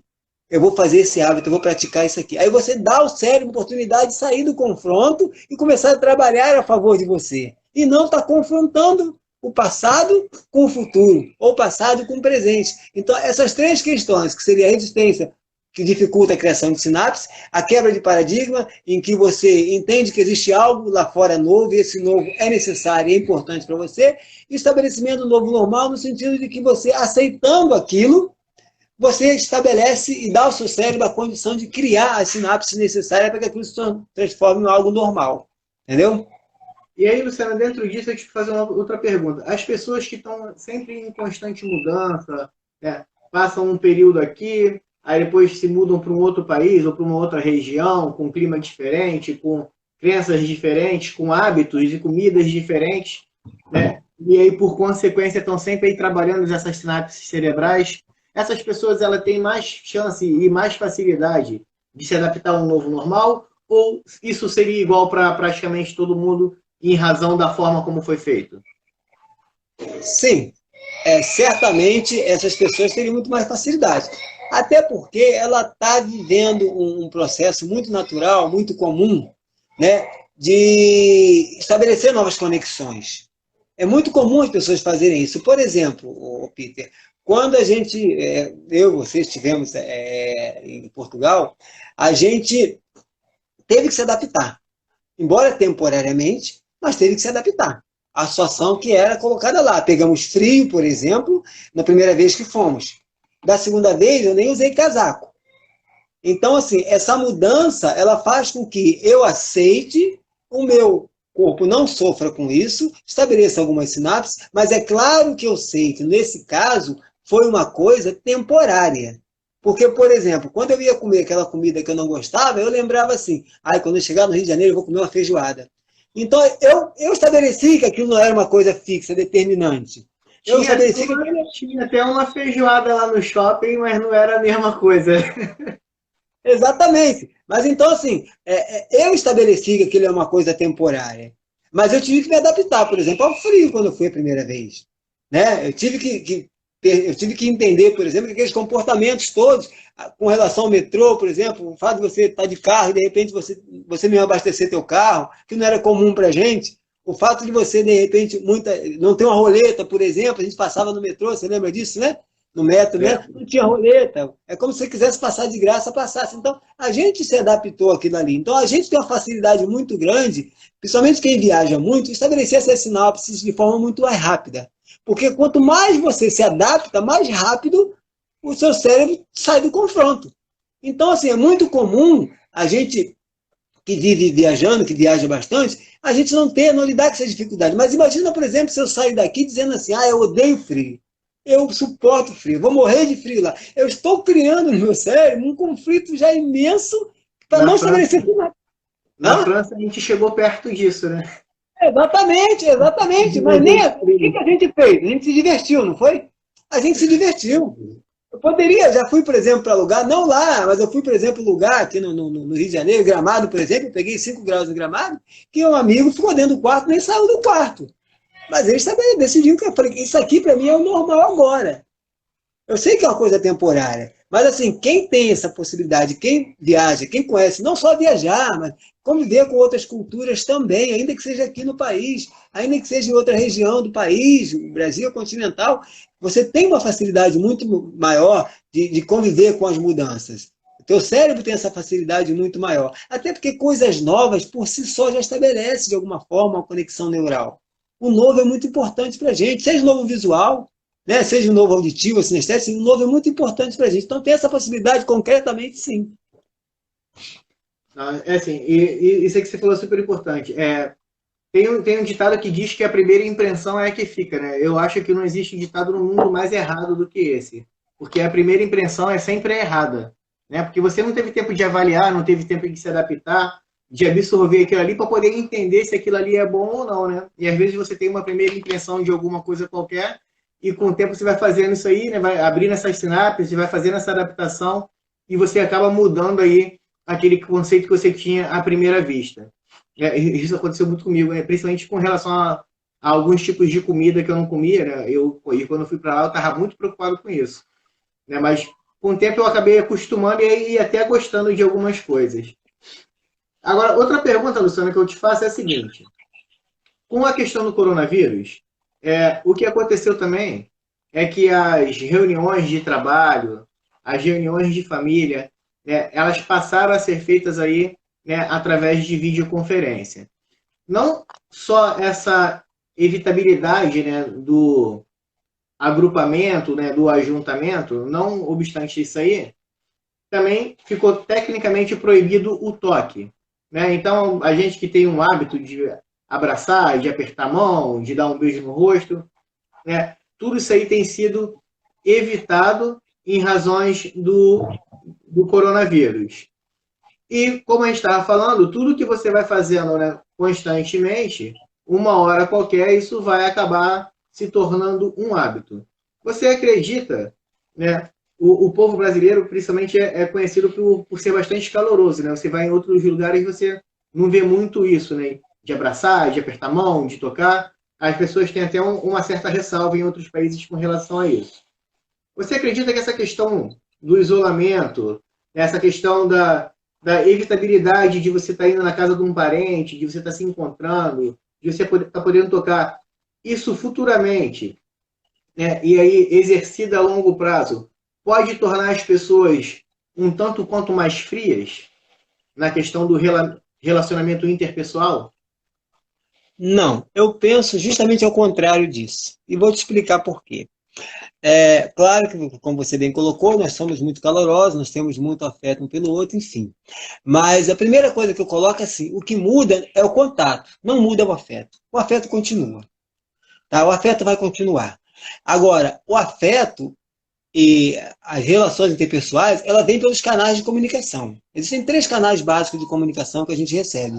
O auditivo, o visual e o sinestésico. Não é isso? Então, o canal, por exemplo, de comunicação que a gente usa, o visual, você chega para alguém, olha para alguém, aliás, o auditivo, você chega para alguém, olha para alguém e fala, olá, tudo bem? Esse é o canal que você tem, que é o canal auditivo. No canal visual, você dá um sorriso para alguém. É o sinal de harmonia, é o sinal de que está tudo bem, é o sinal de que você está feliz. Já para o sinestésico, é o abraço. Quem vai sentir mais são as pessoas que utilizam muito mais o canal sinestésico para receber informação. São as pessoas que as emoções, aquelas, por exemplo, que se comunicam muito mais pelas emoções, pelo toque, pelo abraço, pelo aperto de mão, essas pessoas vão sentir um pouco mais. Não dá para a gente imaginar que a gente não vai deixar de dar um olá, não vai deixar de sorrir, vai deixar de abraçar, mas o afeto, ele continua. O afeto que eu tenho, a gente está fazendo isso, a gente está vendo pessoas, por exemplo, em 2 mesas no restaurante, falando no celular, e às vezes até uma com a outra. E a gente está vendo isso, então perdeu um pouco dessa sinestesia, ficou um pouco mais auditivo, ficou um pouco mais esse canal visual, mas o que eu acredito é que a gente vai, por exemplo, sorrir mais. A gente vai sorrir muito mais. Seja para cumprimentar o outro, seja para respeitar o outro. A gente vai sorrir um pouco mais. E aí, essa forma de comunicação visual, ela talvez seja mais importante que a gente vá exercitar. O olá, tudo bem, a gente vai continuar falando, embora a gente saiba que ao falar você espere, né? Pode estar expelindo vírus, ou enfim, ou gotícula dele. Mas assim, o que vai acontecer é justamente o contrário. Eu acho que nós ficaremos muito mais solidários. Muito mais solidários. Outra pergunta, Luciano, também ainda com relação a isso que a gente falou agora, mas aí já voltaram um pouquinho mais para a área mais técnica e para a área do direito, né? Só para ver como é que está o seu pensamento com relação a isso. Com essa questão também, os trabalhos acabaram virando home office e a maioria das pessoas estão trabalhando em casa. Uma das coisas que eu percebi aí, né, com relação à advocacia no trabalho home office, é que esse tipo de trabalho ele faz reduzir muito a quantidade de funcionários. Então, se eu precisava de uma quantidade X de funcionários numa loja para vender, né, em home office eu já não preciso mais dessa quantidade.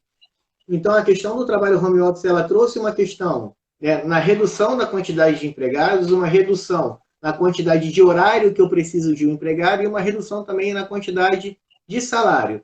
E o que se parece, o que se percebe, né, aí não sei, de repente, tanto pela mídia ou pelo que a internet coloca, é que esse tipo de trabalho, né, como dizem por aí, seria o trabalho do futuro, né? Ou seja, a grande maioria das pessoas passariam a trabalhar em home office.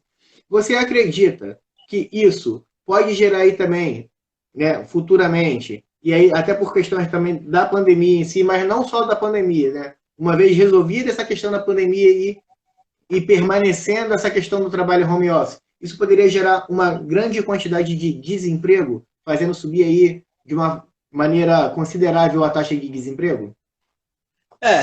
Primeiro, Peter, boa pergunta, né? A gente tem que imaginar assim, que tanto o ser humano quanto a sociedade ela é resiliente. Vai chegar um momento que nesse aspecto, as coisas vão ser melhoradas. Mas, assim, sem dúvida que vai acontecer desemprego. E aí, quem serão os mais afetados? Principalmente as atividades não intelectuais.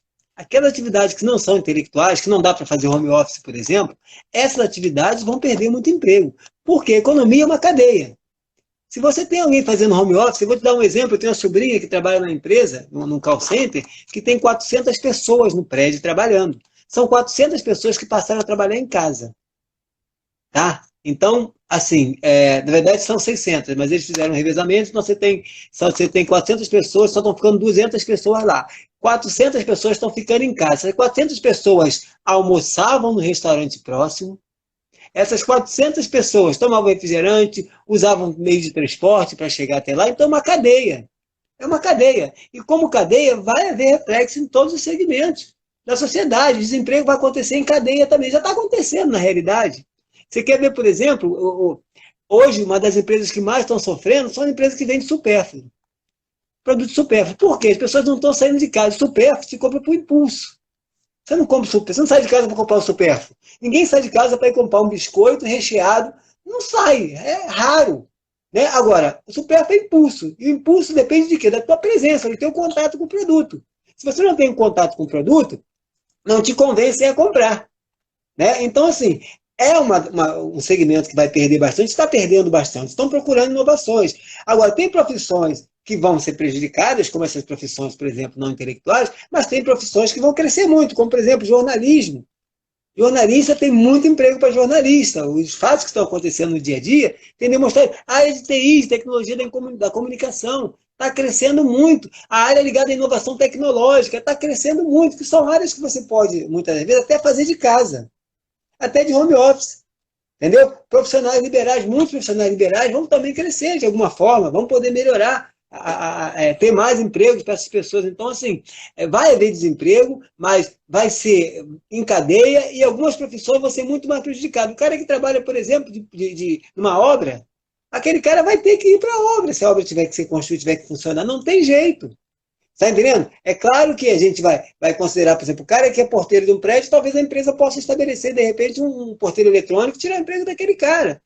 Mas ao estabelecer um porteiro eletrônico, está gerando emprego em outro lugar. Então, aquelas questões mais intelectuais, menos intelectuais, não ligadas à tecnologia, por exemplo, essas profissões vão perder muito emprego, já estão perdendo muito emprego. O que a gente espera, justamente aí da questão que a gente diz do crescimento, do novo, é que as pessoas precisam entender que com essa mudança você precisa mudar também para se adequar, para se adaptar à nova necessidade de mercado. Se você tem, por exemplo, a gente viveu isso muito quando as tecnologias, por exemplo, adentraram os fóruns, você começou a fazer petição eletrônica, não tem muito tempo isso, né? Começaram a fazer petição eletrônica e teve que se adaptar. Eu via no fórum, quando eu me formei, e durante muito tempo, advogados batendo máquina ainda, datilografando petições. Você deve ter visto isso também. Né? Advogados velhinhos utilizando. Não é uma crítica a eles, é a questão deles. Mas eu olhava para aquilo ali, eu que já estava, né, já vivia tecnologia, já de 80 para cá já vivia tecnologia, eu pensava, peraí, eu tenho que atentar para isso aqui. Porque aquilo ali já está obsoleto. Então, eu tenho que atentar para aquilo ali. Então, existe também necessidade de uma percepção da pessoa que ela tem que evoluir, que ela tem que crescer e que ela tem que disputar também esse mercado, as oportunidades que vão surgir. Que é a questão do mindset de crescimento que a gente está falando, né? O tempo Exatamente. Todo. E, Luciano, para encerrar aqui, eu tenho uma última pergunta para você, que é... Você já até comentou por alto alguma coisa, mas eu queria só que você desse uma explanação melhor, que é a seguinte, não é a primeira vez, né, que um país passa por uma crise dessa, por uma pandemia viral dessa, né? Já houveram outras, né? A gripe espanhola, a peste negra, uma infinidade delas aí. E após um tempo, né, a vida se restabelece e ela volta para o normal. Você acha que, uma vez superada todas essas questões, as pessoas vão buscar a antiga normalidade, ou seja, aquela que nós tínhamos aí há 2, 3 meses atrás, ou o novo normal vai se estabelecer, né? E esse novo normal é que futuramente seria aí um antigo normal? Olha, não é a primeira pandemia que se vê no mundo, né? A gente já viu várias delas, né? A gente viu a gripe espanhola, a peste bubônica, a varíola, a gente já viu o tifo, né? A gente já viu várias pandemias no mundo e, é claro que naquela época não tínhamos a tecnologia que temos hoje, né? Morreram muitas pessoas, a gente tem, por exemplo, na gripe espanhola, dizem que morreu entre 17 e 100 milhões de pessoas, né? Embora no Brasil os dados seriam de cerca de 35 mil mortes, mas a gente já tem hoje 400 mil pessoas aproximadamente, né? Mortas já no mundo todo por conta dessa situação. E até hoje, por exemplo, a gripe espanhola está aí, porque a H1N1 é originária dela, né? A gente fala, até hoje está se dando a cada ano sem uma vacina para poder se criar, né? Se defender contra ela. Eu acredito, assim, que essa questão superada, e aí a gente está falando de quanto tempo? A gente está falando que a gripe espanhola foram 10 anos aproximadamente, que ficou isso rolando. Né? A gente está falando, por exemplo, de doenças que hoje, por exemplo, tem doenças que aconteceram no passado, mas que até hoje a gente vive com ela, como a tuberculose, por exemplo. Né? A gente está falando de uma coisa que ainda é muito recente para a gente. Então, certamente, assim, elas não vão buscar retornar ao normal, porque esse normal ele não vai existir mais. Não tem como. Você acredita, por exemplo, que você vai ter segurança e vai se sentir seguro e sair na rua, todo mundo de máscara e você sem máscara? Ou você vai achar que você tem que ser politicamente correto e se comportar conforme os outros? Você vai imaginar, por exemplo, que o teu emprego está lá te esperando e você pode faltar ao trabalho, que o patrão não vai te mandar embora, quando ele está doido para reduzir o número de funcionários porque ele precisa, porque não está vendendo mais o suficiente. Você vai negligenciar, por exemplo, o sistema de saúde, não vai tomar as vacinas que foram necessárias, vai dar vacina que for necessária ao seu filho. Por quê? Acontece muito hoje isso, né, cara? Exatamente. Vacinas contra as gripes, as pessoas não vão, pais não levam filhos, esse é um problema seríssimo ainda hoje. Então, assim, as experiências, você colocou uma coisa muito simples, né, e muito inteligente. Se você vê uma pessoa do teu lado morrer porque não tomou determinada vacina, claro que você vai se comportar de forma diferente. Se você vê uma pessoa do teu lado que não usou máscara, se contaminou e morreu, ou passou mal, ou está internado, é claro que isso vai te levar necessariamente, por uma questão de sobrevivência, a viver esse novo normal, a se comportar de determinada forma, diferente daquela forma. Então, isso é uma questão de sobrevivência, não é uma questão de escolha. E aquele que escolher voltar ao normal, perde o fio da meada. É um barco que passou e ele vai cair no mar. Ele não vai buscar algo que não existe mais. A gente não pode ver essa utopia. É normal, então eu posso sair, por exemplo, eu posso. A gente não está tendo jogo de futebol. Olha só, a gente não está tendo culto religioso. E olha, por exemplo, eu que sou cristão, a gente não está tendo culto religioso. A gente está sendo obrigado a se privar de um monte de coisas. E aí, depois que passar essa coisa mais aguda e se tornar uma coisa mais crônica, eu vou ter que atentar para todas essas coisas que eu presenciei, que eu vivi. Talvez a próxima geração que não viveu entenda que não existiu um outro normal. Que esse é o normal desde quando nós nascemos. Para eles isso já vai ser o normal, porque eles já vão crescer nesse normal, né? Eu não era nascido em 1917, nem você. Então, para a gente que a gente está vivendo aqui agora, né, é o anormal, mas a gente tinha normal antes dessa pandemia. Então, esse conceito assim, vai depender muito, primeiro, da cabeça de cada um. Mas resistir não vai te levar a lugar nenhum. Esse novo normal é o normal daqui para frente e não tem como, não se volta ao normal, porque não é cíclico, não é uma coisa, não é uma onda que vem e passa. É um fato que para o resto da vida, até porque o vírus vai mudar, ele vai mudar. É uma mudança permanente, né, cara? É uma mudança permanente. Agora, vai viver melhor e vai ser mais feliz, a gente veio aqui para ser feliz. Existe uma frase que eu sempre digo para as pessoas, você tem que decidir entre ser feliz e ter razão. Eu não quero ter razão, eu quero ser feliz. Certo? Luciano, eu queria te agradecer pelo seu tempo, pela sua disponibilidade, né, por todo esse conhecimento que você dividiu com a gente aí hoje, tá bom? Te agradecer por ter sempre aí disponível para a gente, né, dessa forma sempre solícita. A gente liga, você já concorda na hora, já aceita na hora. Muito obrigado mesmo. Vou deixar você se despedir do pessoal. Se você tiver aí um Instagram que você queira passar, uma página, ou uma palestra que você tem online que as pessoas possam assistir, outras lives também que você tenha feito, que eu já assisti, você pode ficar à vontade aí para falar e se despedir do pessoal. Tá ok. Primeiro, agradecer a você, Peter, pela confiança, né? A gente sabe da responsabilidade que a gente tem enquanto conhecedor, enquanto alguém que reproduz conhecimento, que transfere conhecimento que foi recebido de graça também, né? Na graça de Deus, que a gente recebeu aí pelo nosso esforço, pelo nosso sacrifício. Te agradecer por essa confiança que você tem em mim. E a gente viu assim a facilidade de conversar entre nós, já tínhamos essa facilidade muito antes de tudo isso, né? E assim, agradecer as pessoas também que participaram, né? Eu acho que isso é muito importante. Algumas pessoas só ouvem, né? Outras participam, fazem perguntas, mas é muito importante para todos nós a gente aproveitar esse momento para disseminar um pouco desse conhecimento, para distribuir aquilo que veio para a gente de forma gratuita, como diz a própria palavra de Deus, né? São talentos que vêm gratuitos para a gente. Eu não posso pegar esse talento e arquivar. E talento não no sentido de mindset fixo, mas no sentido de qualidade mesmo, que vem de Deus, e esse talento tem que ser distribuído. Então, as pessoas que puderam aí, que tiveram me deram a honra, né, de assistir, de participar, eu fico muito feliz de tudo isso, e coloco à disposição, Kleber. O meu Instagram é só procurar pelo meu nome mesmo, é Luciano Lima, né? Luciano Ferreira Lima, tá? É muito fácil de procurar, de encontrar, e coloco à disposição para quem precisar, quem quiser, e dizer que amanhã, às 15 horas, eu estou participando também de uma live que vai falar especificamente sobre o novo normal, com um pouco mais de aprofundamento, uma discussão um pouco mais ampla, até porque o tempo, né, não dá, mas vai ser pode procurar pelo Instagram de Opinião Oficial, tá? O Instagram ele vai ser feito, uma jornalista que a gente vai fazer isso, e é Opinião Oficial no Instagram, e aí, assim, quem quiser participar, me dê a honra da sua presença, ficarei muito feliz. Muito obrigado, Peter, obrigado a todos aí, que sigam em paz.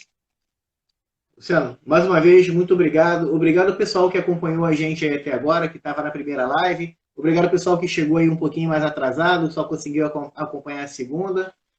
Toda a nossa conversa, tá? Eu vou disponibilizar ela tanto no Stories quanto no feed. Quem não conseguiu pegar do início não tem problema, pode olhar lá o Stories. Quando o Stories sair, eu vou colocar ela no feed e vai estar lá disponível para todo mundo. É só entrar lá na página do escritório, Ondeza Martins, e vai estar tudo lá. E só lembrando, pessoal, aí que na próxima quinta-feira nós vamos estar conversando aí novamente com o Dr. Hugo, tá bom? Ele vai estar falando aí para a gente sobre a questão dos distúrbios do sono e sobre a questão do sono durante a pandemia. Agradeço a todos, agradeço aí o Luciano mais uma vez. Muito obrigado, boa noite e até a próxima.